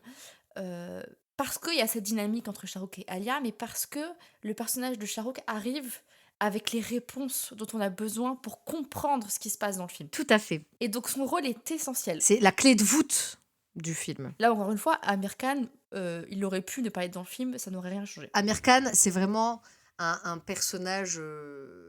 C'est une apparition, quoi. C'est une apparition un peu prolongée. Et on sent l'envie de soutenir le film et qui est C'est plus ça. que louable. D'ailleurs, c'est un joli film. On sent qu'il croit au film. Et c'est pour ça que j'ai choisi celui-ci, mais Et il est tendre comme tout, hein, franchement. Et franchement, regardez Secret Superstar, c'est très touchant. quand je réfléchissais un peu au rôle secondaire dans lequel il aurait pu jouer, etc., finalement, je trouve qu'il est plus vraiment du style à avoir un rôle, comme tu dis, pivot, important dans certains films. Et souvent, Amir Khan, on l'a vu dans les films que j'ai cités, c'est pas le personnage central, c'est un des personnages avec d'autres. Et je trouve que ça, c'est excellent chez lui d'être toujours en capacité d'être dans un espèce de corps de casting qui fonctionne et jamais il ne va au-dessus des autres, jamais, voilà, il est excellent. Et en même temps, quand il faut un rôle secondaire, il est jamais là très longtemps. C'est Et vrai. donc du coup, l'impact n'est pas aussi important que Shah Rukh Khan qui a pour le coup vraiment un rôle secondaire, c'est vraiment pas lui le héros du film, mais qui amène quelque chose que je pense personne d'autre n'aurait réussi à amener. Et encore, je me dis, j'aurais adoré avoir Amir Khan dans le rôle de ce médecin-là. Tu vois ce que je veux dire? Ouais, et je suis sûre qu'il aurait fait une proposition hyper Mhm, pertinente, mhm. mais complètement différente, qui n'aurait eu rien à voir avec ce que Shahrukh a proposé. Et c'est une proposition vraiment cool. Donc on est d'accord que Shahrukh a gagné sur cette manche. Ouais. Voilà, merci. Regardez Dear Zendegi, ne serait-ce que pour ça. Et regardez Secret Superstar, parce que je trouve que c'est un C'est un film très beau film, ouais. hyper sous-côté, parce que les gens n'en parlent plus trop. Et je suis souvent triste de me dire que Zaira ne reviendra plus jamais sur nos écrans parce que c'était vraiment une actrice prometteuse. Ouais. Et en même temps, je respecte très bien sa décision d'avoir décidé d'arrêter parce que on sait comment l'industrie du cinéma peut bouffer quelqu'un de l'intérieur. Et elle a pris la solution intelligente de se dire je me casse. Elle a eu cette maturité. Et au passage, je me souviens de la promotion de Secret Superstar et ce que j'aimais beaucoup, c'était que Amir Khan n'était pas là que en tant que producteur, il était aussi là vraiment pendant la réalisation du film. Et il prenait en compte les remarques de cette jeune actrice parce qu'il donne de la valeur au retour et aux jeunes. Et ça, c'est un truc chez Amir Khan que j'adore, c'est qu'il il est conscient de la place qu'il faut donner à des nouvelles générations. Ouais, Et ça, c'est c'est chouette. vraiment top. Mais non, en tant que meilleur rôle secondaire, Shah Rukh Khan dans Dear Zindagi, il n'y a pas photo. Ok, on peut passer à la catégorie suivante, l'avant-dernière de cette manche 2, Mhm. qui est le meilleur entre Shahrukh et Amir dans le rôle de l'antagoniste. Tu m'avais dit plutôt, enfin dans l'épisode 1, pourquoi tu n'as pas utilisé ce film dans le meilleur dans le genre romantique? Parce que je l'ai utilisé là. Là, j'ai utilisé Fana. Un de mes films préférés. Je vais te tuer. Fana, parce que Fana est d'une complexité immense et il est surprenant. Et j'aurais aimé pas vous spoiler, mais là, je ne peux pas ne pas vous spoiler puisqu'on part du meilleur dans le rôle de l'antagoniste. Le film commence comme une comédie romantique, tout ce qu'il y a de plus simple. Subhanallah. Voilà. Tu as un monsieur qui tombe amoureux, t'as un guide touristique qui tombe amoureux d'une jeune aveugle, voilà. Incarné par Très Kajol. bien, On muy bien. adore, ça marche trop bien. Ça marche trop bien, ils sont trop mignons. Mais lui, il joue un coureur de jupons qui veut pas s'engager. Voilà, Elle est à la recherche de son prince et on adore. tout ce qui fait le sel des comédies romantiques de l'époque et qui fonctionne encore aujourd'hui. Tu regardes le film aujourd'hui, ça marche trop bien. Ah là là, Bref, j'adore y a ce aucun film. problème. Arrive le twist Du milieu du film. où on découvre qu'en réalité, le personnage d'Amir Khan est un terroriste. Et à partir de ce moment-là, malgré tout l'amour qu'on a pour ce personnage, on se rend compte que l'antagoniste du film, c'est lui. Et arrive une situation où il refait face à celle que potentiellement Qu'il a aimé. mais on n'est pas sûr, tu vois, que s'il a vraiment aimé aussi. Qu'il a potentiellement aimé Voilà. ou qu'il a potentiellement utilisé. En Exactement. tout cas, il est face à elle, Il est de face à nouveau. elle. Mais comme elle était aveugle, elle ne l'a jamais vu. Elle ne le reconnaît pas. Voilà, le film se transforme en un espèce de drame, thriller, tout ce que tu veux, avec des enjeux, mais puissance 15 000. J'essaie d'éviter de raconter tout le reste. Et tu te rends compte que Amir Khan te donne des frissons. Je sais pas quoi te dire d'autre. Mais moi, je peux te dire plein de trucs, si ce n'est que c'est un de mes films préférés. que je meurs pour Fana. Vraiment, non, mais faut le savoir, moi, Fana, je le regarde 3 fois par an, quoi. J'adore Fana. Ça ne vieillit pas, c'est écrit avec tellement de finesse. Et à chaque fois, à la fin, je chiale. Bien sûr, Alors que je bien sais sûr. ce qui va se passer. Mais je chiale à chaque fois. Quand il dit Réhan aime Zoudi plus que Zoudi aime Réhan, je suis là, non.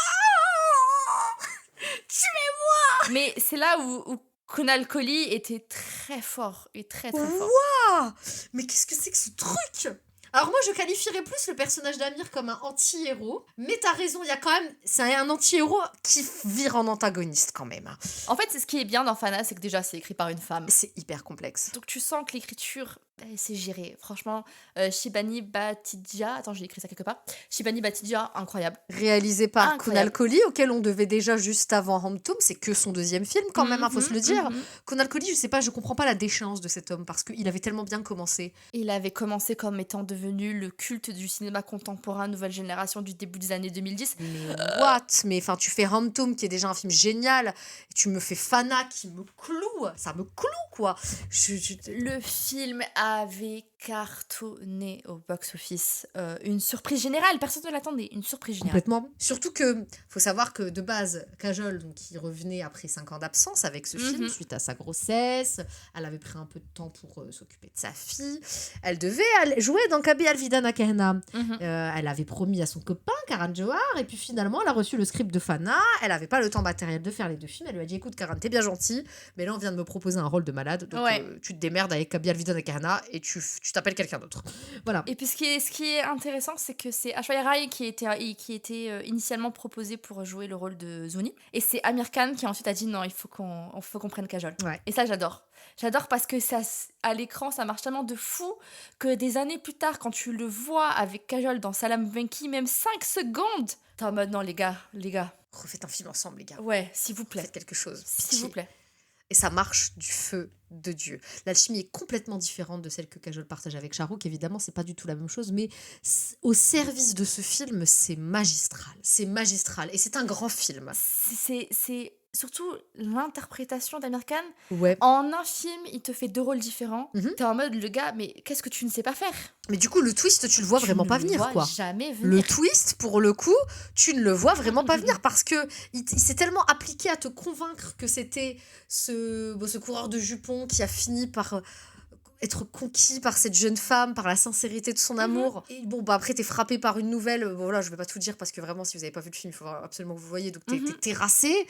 Et puis, t'as ce twist et tu te dis, ah, le bâtard! C'est ta seule réaction. Tu te dis, what? Mais le bâtard, il m'a eu! C'est exactement ça. Et ce qui est intéressant, c'est que la manière dont le scénario a été construit, moi, des années plus tard, quand j'ai vu Kali, j'ai pensé à Fana. Tout à fait. Cette capacité de faire une première partie qui répond à un genre, dans lequel tu t'embarques, tu te dis ok, comédie romantique, sympathique, machin, etc. Et d'un coup, le film fait un virage à 180 degrés, vire dans complètement un genre différent, tout en gardant ses protagonistes, et en même temps en proposant quelque chose qui... En les faisant évoluer de façon cohérente. Toujours. Ouais. Kali, oui, qui est un film malayalam avec Tulker Salman et Saïd Pahlavi qu'on vous recommande. Et ça, c'est un truc que je trouve hyper smart. Et c'est super dur à faire, surtout. C'est super dur. Et quand c'est bien fait, purée, mais ça montre aussi un savoir-faire assez remarquable, que ce soit au niveau de l'écriture, mais aussi de la mise en scène, dans l'instauration de l'ambiance. C'est hyper dur de shifter d'un genre à l'autre. Mais prenons un instant pour parler de ton film et de Shah Rukh Khan. Mon film. Alors non, mais tu sais quoi? Moi, je suis full premier degré et je suis à fond pour ce film. J'ai choisi Bazigar, réalisé par le duo Abbas Mustan, qui clairement a propulsé Shah Rukh dans un rôle d'antagoniste. On est un peu sur la même vibe du gars manipulateur qui au début fait croire qu'il est amoureux, mais en fait il en a rien à foutre, il veut juste se venger. Donc t'es dans la merde. Shah Rukh Khan a un regard énigmatique. C'est le premier film qu'il tourne avec une fameuse Kajol, tiens dis donc. Elle est là et elle a à peine 18 ans à ce moment-là. Ils sont tout jeunes, ils ont des têtes de bébé. C'est réalisé avec les pieds parce que c'est le début des années 90 et que Abbas Mustan, c'est pas les rois de la subtilité, mais c'est quand même devenu culte parce que Shah Rukh Khan, dans ce rôle d'antagoniste, est assez hypnotique. Il a quelque chose d'hypnotique, je trouve, dans ce rôle, qui fait que, finalement, malgré les facilités d'écriture, malgré, je dirais, le caractère un peu grossier de de la mise en scène, hein, voilà, on n'est pas du tout dans le registre de Fana qui est beaucoup plus fin. Malgré tout ça, tu t'accroches parce que le personnage qu'incarne Charouk et la façon dont il l'interprète Mmh te font mh. tenir. T'as envie de voir jusqu'où il peut aller. T'es presque dans une espèce de plaisir un peu malsain parce que t'as envie que ce mec, qui est clairement un connard, y arrive. Alors après, évidemment, le scénario lui donne des excuses, hein. C'est une vengeance, c'est une vendetta, C'est une il vengeance, c'est une vendetta, mais ça ne l'empêche pas de faire des trucs horribles, qui sont moralement absolument inacceptables. bien sûr. Donc, même s'il y a la vendetta, même s'il est guidé par une vengeance qui est elle-même, qui finalement naît d'un traumatisme, en fait, un peu à la manière du personnage de Vijay dans Agnipath, Mmh mh. euh, finalement, le personnage qu'incarne Charouk est amené à faire des choses qui sont moralement inacceptables. Et donc, c'est pour ça que c'est un pur antagoniste, quoi. Et le film a eu un énorme succès, les chansons sont devenues cultes, ça a permis à Charouk Oui. et Kajol de refaire plein de films ensemble après pour les résultats que l'on connaît. Et voilà, même si le film a des défauts, et je pense qu'en ce sens, il n'est nullement comparable sans aucune mesure à Fana, mais j'ai quand même une tendresse inouïe pour Basigar, donc que je défends avec fierté, même si évidemment tu as mis en face, et tu es une connasse, un film que j'aime à mourir, donc... Mais je suis obligée quand même de venir défendre Basigar pour ce qu'il est venu instaurer dans le registre du thriller, pour ce qu'il est venu montrer de Shah Rukh Khan dans sa qualité et dans sa capacité à interpréter des personnages d'antagonistes avec une fièvre, une ferveur et presque une transe que je n'ai quasiment jamais vue avant lui. Et il est remarquable. Et en même temps, il a cette complicité avec Kajol qui est déjà palpable. Et les musiques sont devenues cultes. Et j'aime beaucoup Basigar. Non, je pense effectivement c'est pareil, je pense que c'est aussi un peu le côté anti-héros Ça marche bien. parce que voilà, Ça mais marche ça marche vachement bien et il est bien. Et encore une fois, ça investi. a vieilli de façon incontestable. Évidemment, on Mmh sent que les mh. moyens sont pas les mêmes qu'aujourd'hui. On sent que derrière la caméra, c'est des mecs qui sont un peu plus fébriles. Mais je trouve que Shah Rukh Khan te le vend quand même avec une énergie, mais qui est communicative, quoi. Bah Donc, ouais. même si je pense qu'on est assez d'accord pour dire que je pense Amir aura gagné cette catégorie parce Mmh qu'il mh. il est exceptionnel dans un film exceptionnel, je tiens quand même à faire un petit shout-out à Basigar, qui je trouve Ouais, tu peux. est un film vachement chouette que vous devez découvrir si vous avez envie de découvrir une autre facette Mmh de mh, Shah mmh Rukh l'interprète, parce il est assez dingue dedans. Voilà, voilà. mmh. Ouais. Fana gagne, mais voilà, Fana gagne. T'avais déjà gagné quand t'as dit j'ai choisi Fana, quoi. T'avais déjà gagné dans mon cœur, à moi, donc. Quand j'ai vu la liste des genres et que je me suis dit: «Mais à quel moment je peux caser Fana?» Tu savais que c'était Je ta boîte savais, secrète. je Face à savais. moi, tu savais.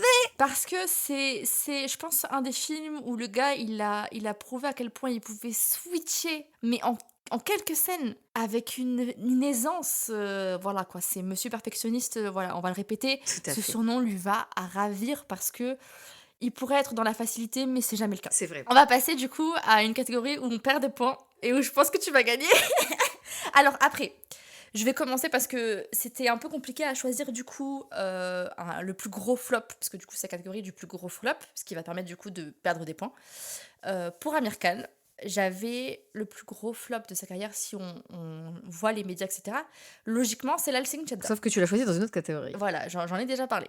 Donc si je dois choisir l'autre plus gros flop de sa carrière en termes financiers, et en fait forcément entre le début de sa carrière et la fin de sa carrière, c'est les films plus récents qui vont être le plus dramatiques puisqu'ils ont été plus coûteux, Mhm.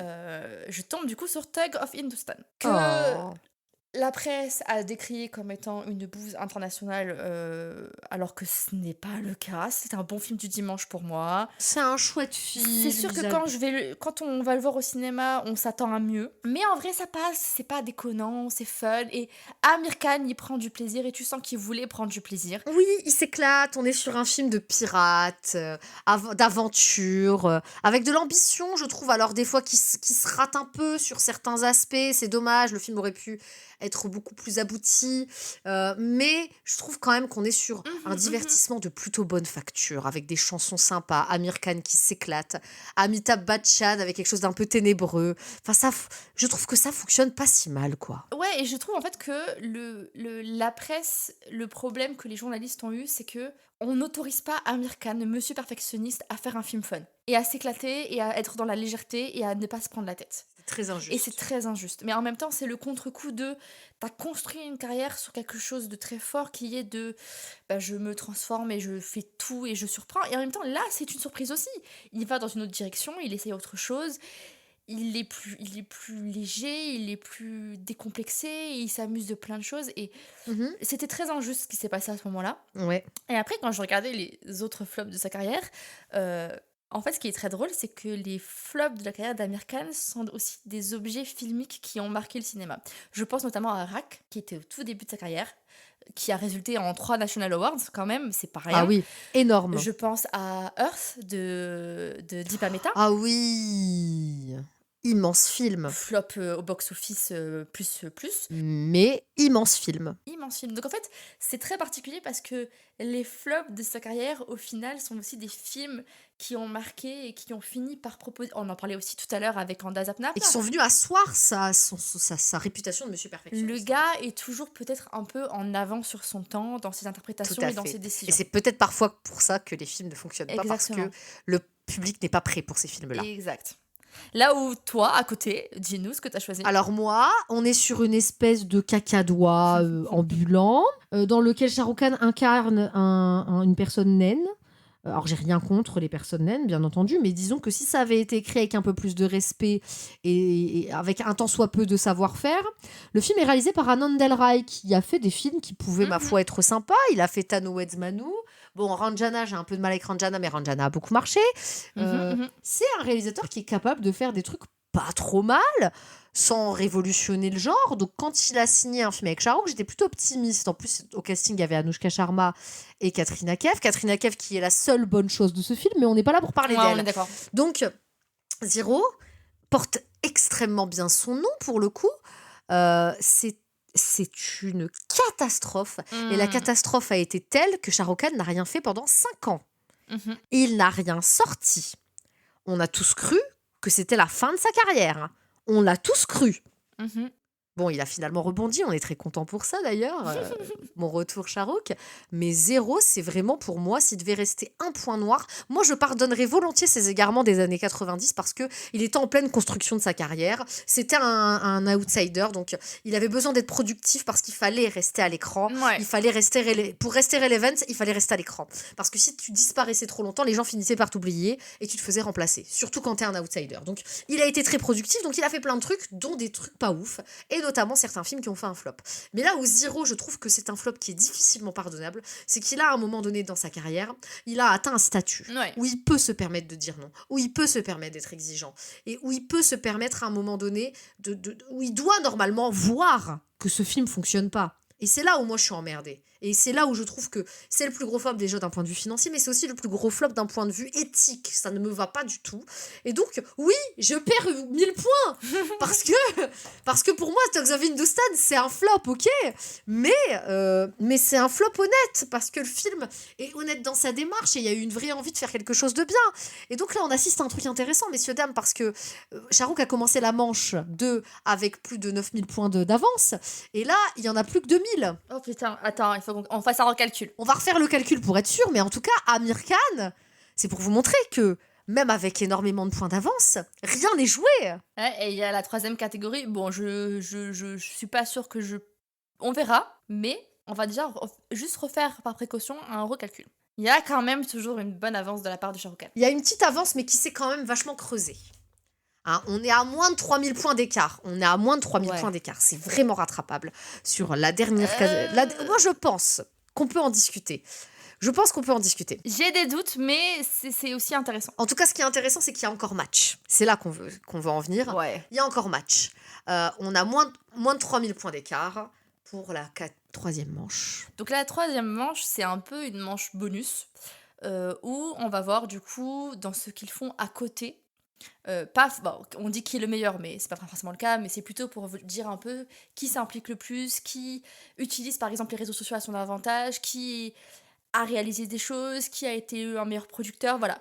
On va un peu aborder tous ces sujets-là qui peuvent potentiellement, si on réunit tout, donner de l'avance à Amir ou donner plus d'avance à Shah Rukh Khan.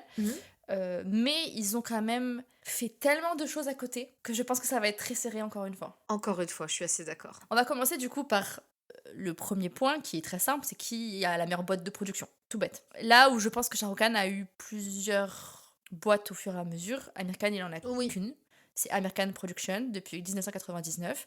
Et il a produit des films comme Lagan, comme Tare Zameen Par, comme Tangal, mais aussi Janetu Ya Janena, Delhi Belly ou plus récemment La Pata Ladies. Amir Khan, il a ce truc de Oui. je vais aller vers du cinéma contemporain, je vais aller vers du cinéma plus indépendant, je vais aller aider des réalisateurs ou des réalisatrices qui ont pas forcément les moyens pour, et ce qui nous a permis de découvrir des films qui maintenant sont des pépites du cinéma indien. Voilà, il a toujours eu ce côté un peu quelque chose de nouveau. On va amener quelque chose de nouveau au cinéma, et on va amener quelque chose de... On va donner les moyens à des gens de faire vraiment ce qu'ils ont envie de faire. Tout à fait. Il a financé aussi Pipli Live en 2009. Mais Pipli Live, par exemple, c'est ça, pour moi, ça montre aussi ce qu'est Amir Khan en tant que producteur. Parce que bon, Janetu Ya Janena, c'est une jolie comédie romantique, mais il y a son neveu. Delhi Belly, il y a son neveu. La Pata Ladies, c'est réalisé par son ex-femme. Là, Pipli Live, je trouve que ça incarne vachement ce qu'il est aussi en tant que producteur. Il a cru en cette histoire. C'était un casting de nobody. C'est un petit film qui parle justement des suicides des agriculteurs à l'époque, puisque voilà, ils étaient dans des situations désastreuses, Mhm. sous un prisme un petit peu satirique. Et le film est d'une pertinence incroyable. D'ailleurs, regardez Pipli Live si vous en avez l'occasion. Et je trouve que ça montre aussi l'engagement d'Amir en tant que producteur. Alors bon, il est très famille, ça on l'a bien compris. Il est très famille, oui, parce que Il a révélé récemment, par exemple, que Tare Zameen Par, la raison pour laquelle il a produit et joué et financé ce film, c'est parce que son propre fils était atteint de dyslexie. Mhm. Donc il est très humain dans son approche et il fait des choses qui le touchent et voilà quoi, mais on peut pas lui en vouloir. Quelque chose de très intime, Ouais, très intime. je pense, dans ses choix. Et en même temps, il y a beaucoup d'engagement. Mhm, mhm. Et c'est quelque chose d'assez remarquable dans les productions de Amir, qu'il faut, je pense, saluer. Shah Rukh, de son côté, a eu deux boîtes de production. Il a d'abord eu Dreams Unlimited, qu'il avait cofondé avec Juhi Chawla, son ami Mhm. de très longue date, bon, qui a duré 4 ans. Ça n'a pas fonctionné. Ils avaient notamment produit le fameux Want to Kafor. Bon, bah voilà, hein, on sait pourquoi. Les films qu'ils ont produits ensemble n'ont pas fonctionné. Si bien que Dreams Unlimited a été racheté en 2002 par la nouvelle boîte de production de Shah Rukh Khan avec sa femme Gauri qui s'appelle Red Chillies Entertainment.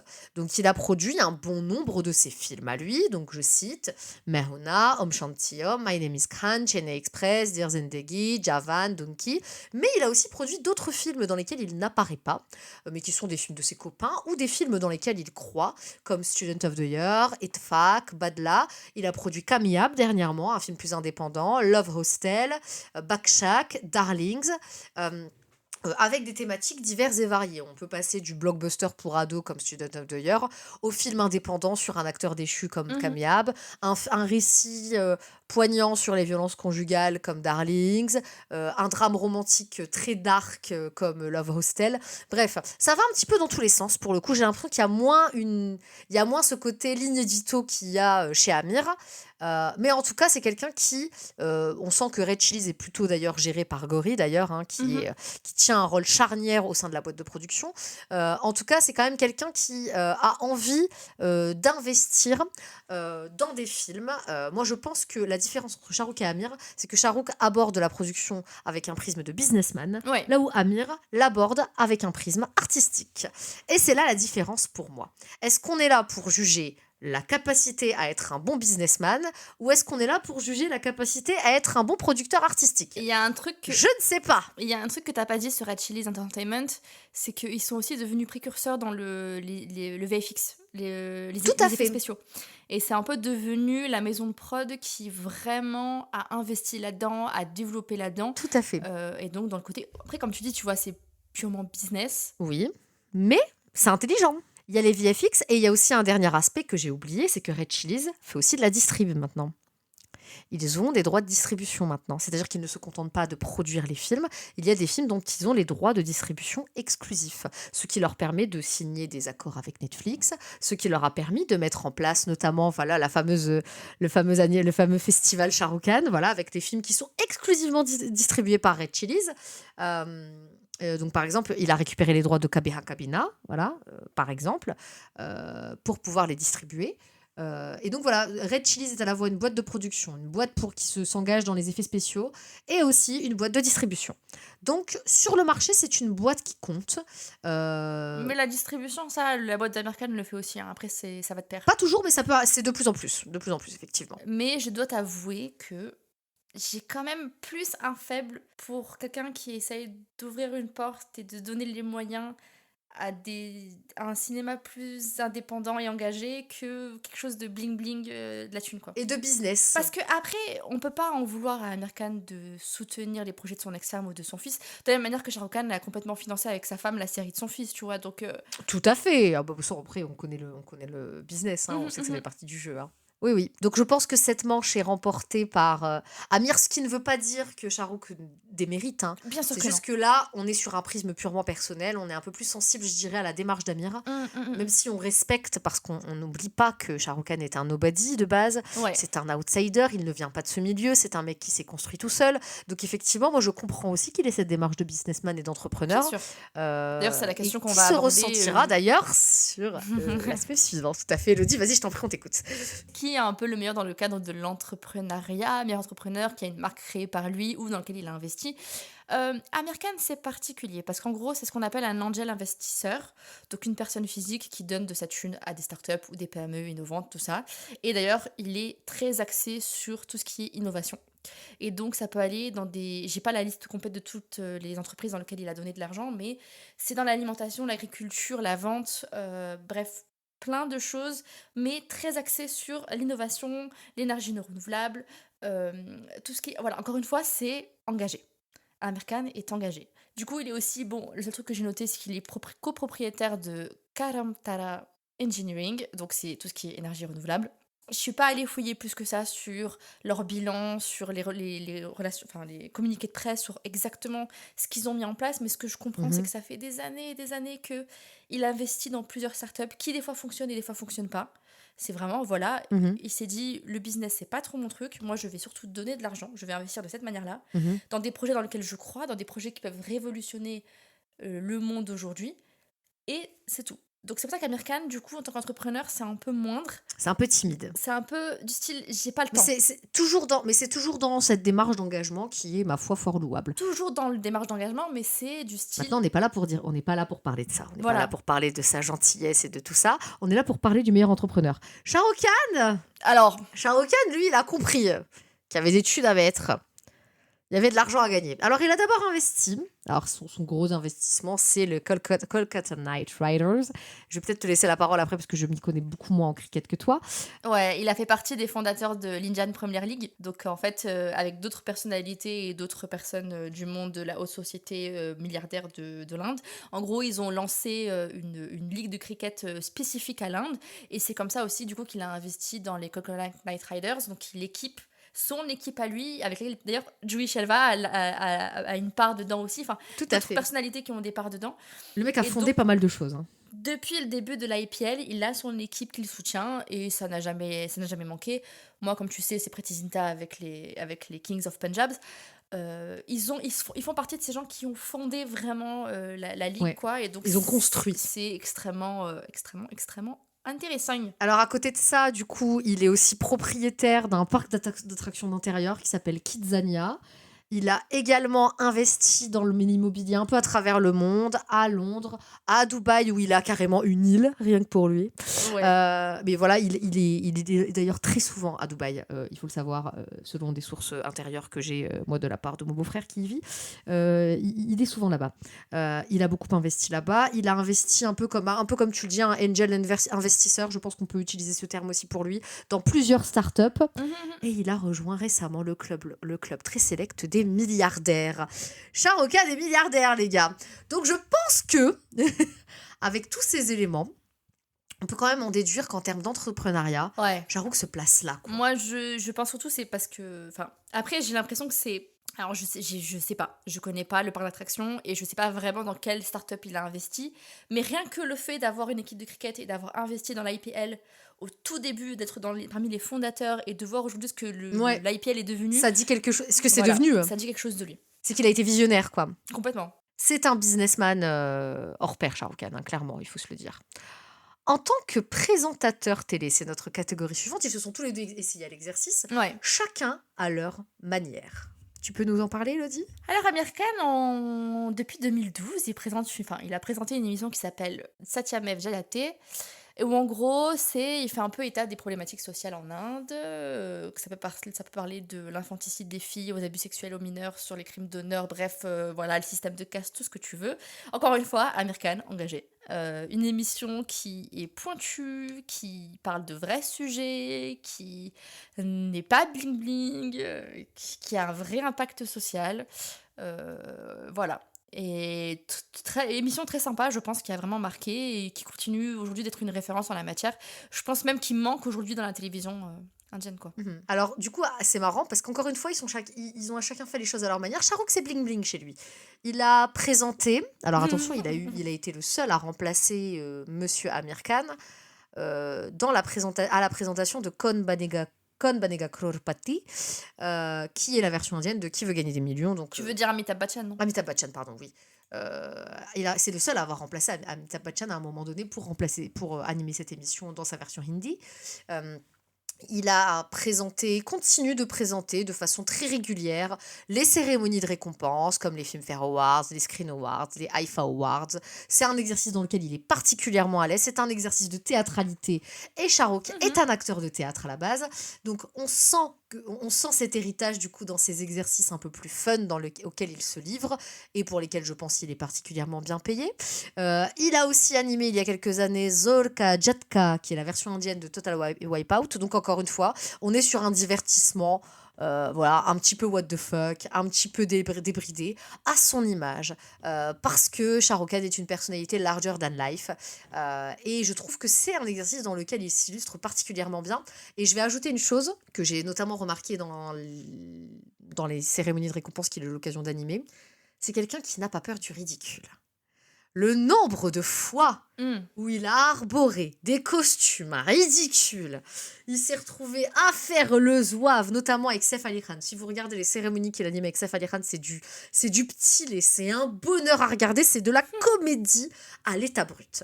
Et en fait, c'est un gars qui, quand il va faire les choses, il les fait à fond. Alors, pas forcément dans l'engagement social qu'on retrouve chez Amir, mais plutôt dans le côté où j'ai signé pour animer cette émission. Si je dois me déguiser en pingouin pour le faire et pour faire rire mon public, je le ferai.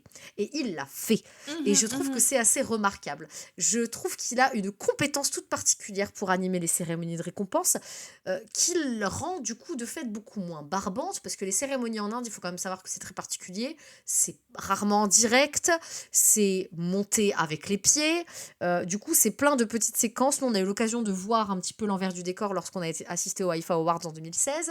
Bon, c'était très fun à faire, ceci dit. Mais du coup, c'est un peu l'impression d'assister du coup à un spectacle filmé qui va ensuite être imbriqué. On a des brides en fait de ce spectacle. Du coup, la cérémonie dure je ne sais combien d'heures.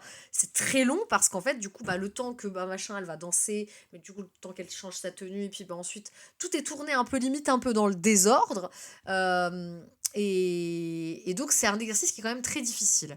Et je trouve qu'à chaque fois que Shahrukh se livre à cet exercice, il est très très bon là-dedans. Voilà ce que je dirais. Il fait le show. Il fait le show. Mais c'est le show. Je ne peux pas m'empêcher de me dire que par rapport à ta liste, et même si moi j'ai qu'une expérience qui est cette émission-là, je trouve que tenir une émission comme celle que Amir Khan a tenue, l'investissement qu'il y a eu dans cette émission-là, l'impact que ça a eu avec les 60 millions de téléspectateurs en Inde, je crois, et d'être en capacité d'offrir de sa personne pour mettre en avant des vraies questions problématiques sociétales et sociaux et d'en discuter avec des gens, etc. Alors que faire le show à côté pour des cérémonies de récompense... Mais faire le show, ça demande une compétence particulière. Hein. C'est pour ça que j'insiste un peu là-dessus, même si je suis assez d'accord sur le fait que l'engagement d'Amir est sans égal. Et je pense qu'il faut qu'on le salue, il faut qu'on le célèbre. Mais je voulais quand même faire un shout-out à Shahrukh parce que l'exercice d'animer autant de cérémonies, c'est pas facile. Mais c'est surtout aussi, je pense, au format. C'est-à-dire que animer des cérémonies, au final, c'est sur une soirée et il en a fait plusieurs, mais c'est du théâtre filmé en fait. Hein. Et en même temps, je crois qu'il y a eu plusieurs saisons en plus, donc être dans un échange, dans un contexte c'est pas un show, c'est vraiment genre purement conversationnel, on va parler des choses, on va mettre le doigt sur les choses qui parfois font mal, ça demande une autre posture en tant qu'animateur que celle de Tout Charouk, à tu fait. vois? C'est même pas le même exercice, ouais. C'est pas en fait, c'est même pas le même exercice, j'ai envie de dire. C'est même pas le même exercice, donc c'est là où la comparaison elle est difficile. Là, encore une fois, on va plutôt parler Mmh de mh. partir de notre prisme, je pense. Mais effectivement, les 2 exercices, je suis pas sûre qu'Amir serait très à l'aise avec ce que fait Charouk, par exemple. Je suis pas sûre qu'il s'en sortirait. Heu Mais je trouve quand même que effectivement la démarche d'Amir avec cette Mmh. émission qu'il a montée de toutes pièces, donc il se contente pas juste d'être présentateur, quoi. C'est un projet qu'il a initié, quoi, et qu'il a mené à son terme, toujours dans cette démarche de perfectionnisme. C'est quand même assez remarquable et comme tu le dis, ça a eu Ouais. un impact sur le plan sociétal. Mmh. Et c'est peut-être ça qu'on va saluer aujourd'hui, c'est cet impact. Même si, encore une fois, j'adore regarder Charouk animer les films Fair Awards. J'espère qu'il va continuer et qu'on s'éclate. Voilà. Oui.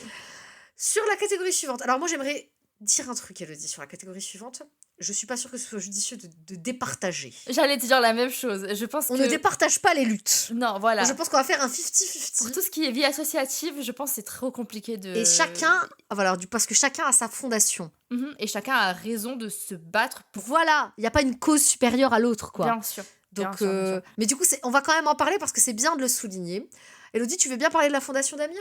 Bah, la fondation d'Amir, elle est née justement de son émission où en fait, il s'est rendu compte qu'il fallait faire des choses et donc c'est Pani Foundation qui est la gestion de l'eau et la lutte contre la sécheresse dans la région du Maharashtra. Mhm. Et donc c'est une fondation qu'il a co-présidée, co-fondée avec Kiran Rao à l'époque.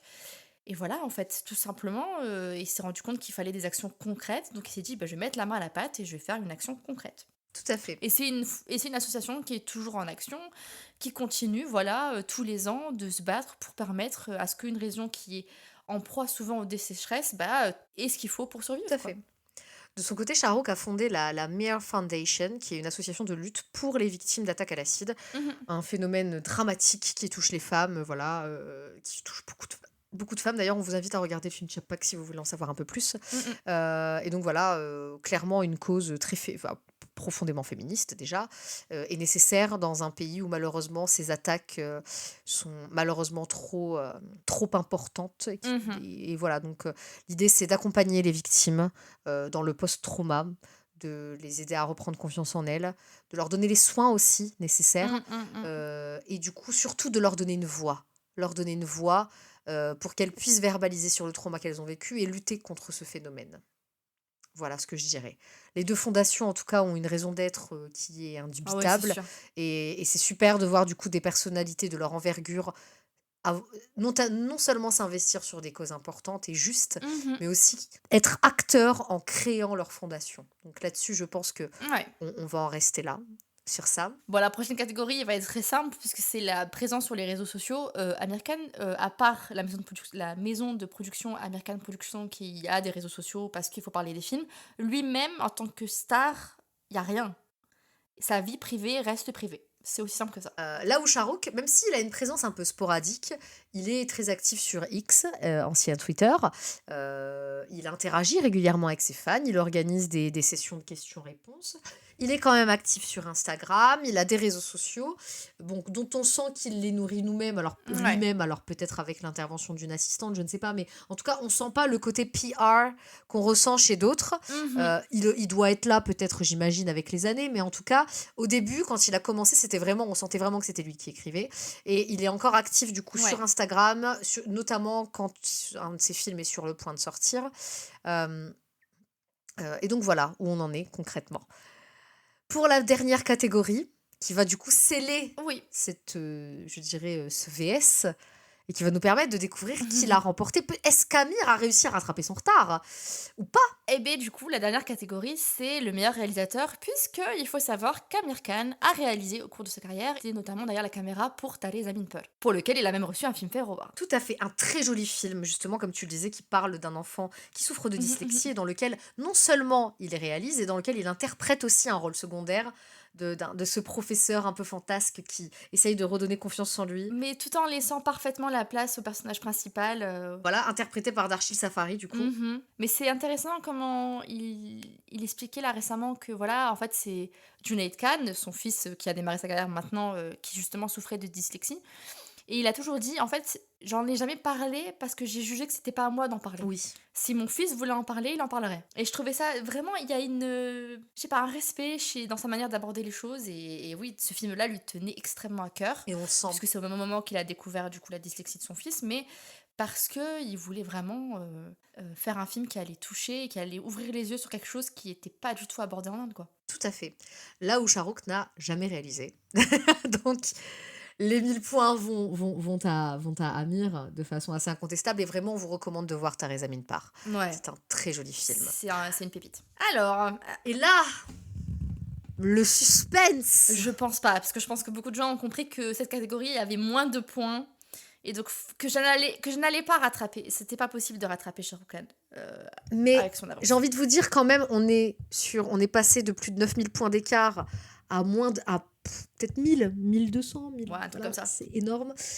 Le gagnant de ce versus entre Amir et Shah Rukh Khan, avec 25 755 points contre 24 255 points, le lauréat, c'est Shah Rukh Khan. Avec une courte tête quand même, une courte tête. Ouais. Mais, bordel, quel combat, quelle lutte et quelle carrière, hein, surtout, quelle carrière incroyable. C'est ça, mon Dieu, mais les carrières qu'ils ont, ces gars-là. Ce que je peux dire, c'est que on sent que c'est des acteurs qu'on veut continuer à avoir au cinéma. Oui. On sent que c'est des comédiens qui vont encore nous surprendre par ce Oui. qu'ils vont proposer. Même si je pense que toi comme moi, on a vu la promotion de King récemment. Et on est dubitative. On est dubitative et on espère que Shah Rukh Khan ne va pas se rester coincé dans un univers d'action blockbuster. Action man, voilà. S'il te plaît, à un moment donné, sors de là. Fais d'autres choses. Mais que du coup, c'est vraiment de monstres du cinéma indien qui, au final, sont vraiment...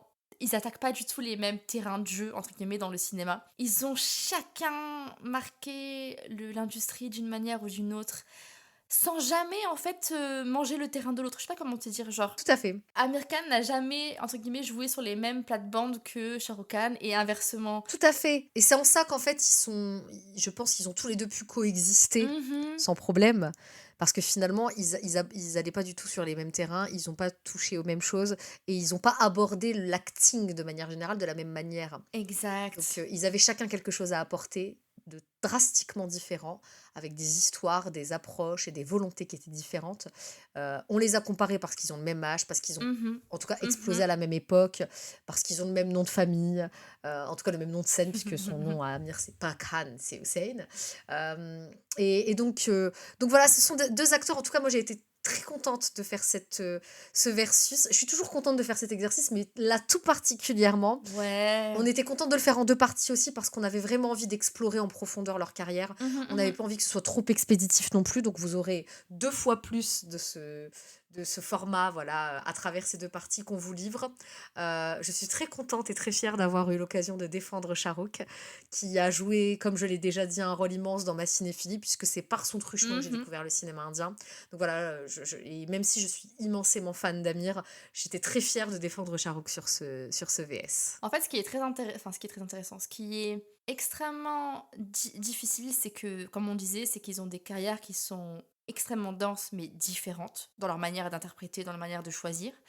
Mais c'est que Shah Rukh Khan, lui, il a une aura qui est démentielle. Tu dis Shah Rukh Khan, t'as une image en tête. T'as des gens qui hurlent de 7 à 77 ans.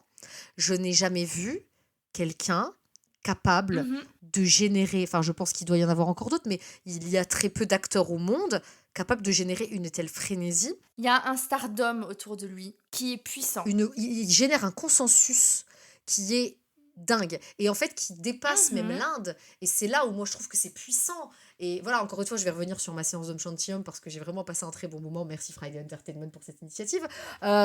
Parce que en fait ce qui m'a frappé quand je suis allée voir le film et quand j'ai regardé autour de moi, c'est qu'il y avait des gens de toutes les ethnies, de tous les âges, et tout le monde connaissait par cœur le film, et tout le monde était heureux de voir Shahrukh, et ce mec a cette capacité à rendre fou des gens qui ont 20 ans, des gens qui ont 35 ans comme moi, des gens qui en ont 50. Je sais pas comment il fait, mais c'est assez démentiel. C'est un phénomène, Shahrukh. Mais ce qui du coup est intéressant, c'est que quand tu entends Amir Khan t'as un autre type de garantie quand tu parles d'un film, Ah oui, qui n'est absolument pas pareil que Shah Rukh Khan. tout à fait. Et peut-être que il y aura moins de masses qui vont se jeter sur Amir Khan parce que c'est pas la même chose. Quoique. Mais par contre, quand il y a ce truc de si tu sais que le film est produit où il y a Amir Khan dedans, tu te dis il y a une garantie de qualité, d'expérience qui est complètement différente de Shah Rukh Khan, mais qui amène quelque chose d'unique qui est propre à cet acteur-là. Tout à fait. Et c'est sûrement pour ça qu'Amir, c'est celui qui battait tous les records au box-office. C'est que Mais oui. je pense que les gens, quand Amir était associé à un film, il y avait cette assurance d'avoir un film qualitatif et donc les gens ont foncé. Et c'est pour ça que Gadzhini a battu tous les records, puis Three Idiots, puis Piqué, puis Dangal, parce que c'est une valeur sûre. Parce qu'Amir Khan est une valeur sûre. Shah Rukh Khan est un phénomène, Amir Khan est une valeur sûre. Voilà, je pense que c'est la meilleure conclusion. Voilà. Et je pense qu'on va conclure là-dessus. C'était un plaisir de vous accompagner pendant toute cette année avec la nouvelle saison, voilà, la 4e saison de Namasté le cinéma.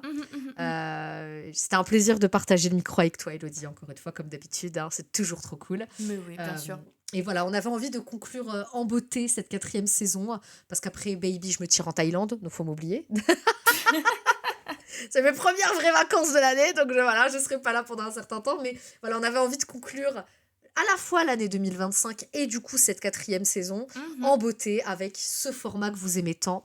On n'aura pas forcément l'occasion d'en faire tout le temps, mais en tout cas, De temps en temps. si on essaye d'en caser au moins 1 ou 2 par saison, on essaiera de le faire au maximum. Puis on sait qu'il va y avoir encore beaucoup de choses qui vont arriver des deux côtés, du côté de Shah Rukh Khan et du côté d'Amir Khan. Et vous pouvez compter sur Bully & Co pour ne pas rater ça, ni les sorties au cinéma, ni les sorties OTT. Bref, on sera présente. Tout à fait. Donc surtout, n'hésitez pas à nous suivre sur nos multiples réseaux sociaux. Vous avez notre site, comme on vous l'a déjà rappelé plusieurs fois, où vous allez avoir une multitude d'articles, des critiques, des investigations, des tops, des recommandations. Bref, on est toujours de bons conseils, si je puis me permettre. Évidemment, notre podcast reviendra très bientôt, très certainement à partir de 2026, Madame Oui, Mamilovic. c'est Est-ce que ça, tu confirmes? Voilà. Plus ou moins. Début 2026, voilà, on se laisse un peu de temps parce qu'on a besoin de repos et aussi parce qu'on a des choses à construire. En tout cas, dans l'intervalle, vous pouvez nous retrouver sur le site de Bolly & Co, sur nos différents réseaux sociaux. Vous pouvez me retrouver sur TikTok également. Et on va essayer en tout cas de vous produire des articles sympathiques. On a des choses plutôt sympathiques qui sont en tout cas assez prometteuses qui s'annoncent pour la fin de l'année, voilà, avec des articles un peu rendez-vous qu'on vous propose tous les ans sur Bolly & Co. Donc n'hésitez pas à aller voir ça. Tous les ans depuis 2010. Et oui. Et oui, et oui. Et on est super contente de pouvoir continuer à vous produire ce contenu-là. En tout cas, on est toujours contente de le faire. Et qui sait, s'il le faut, dans 15 ans, on refera un épisode spécial Amir Khan contre Shah Rukh Khan et on reverra leur carrière depuis 2025. On parlera de l'évolution encore. Voilà, bon, ils auront 80 ans, mais c'est pas grave. Tout va bien. Tout va bien, voilà. En tout cas, on sera contente de le faire. Un grand merci à toutes nos auditrices et auditeurs et tous ceux qui se trouvent au milieu. C'est un plaisir d'avoir vos retours. N'hésitez pas à nous dire d'ailleurs en commentaire ce que vous avez pensé de cet épisode, ce que vous avez pensé de cette saison de Namasté le cinéma. S'il y a eu des injustices, S'il y a selon des vous. injustices, que ce soit dans les épisodes des Bolly & Co Awards, nos précédents versus, ou cet épisode, même si pour vous la défaite de courte tête d'Amir est une injustice inouïe, n'hésitez pas à nous partager tout ça. Bien sûr, dans le respect et la bienveillance. En tout cas, on vous remercie beaucoup, beaucoup, beaucoup, beaucoup. Et sur ce, je pense qu'on peut se dire à la prochaine fois dans Namasté le cinéma.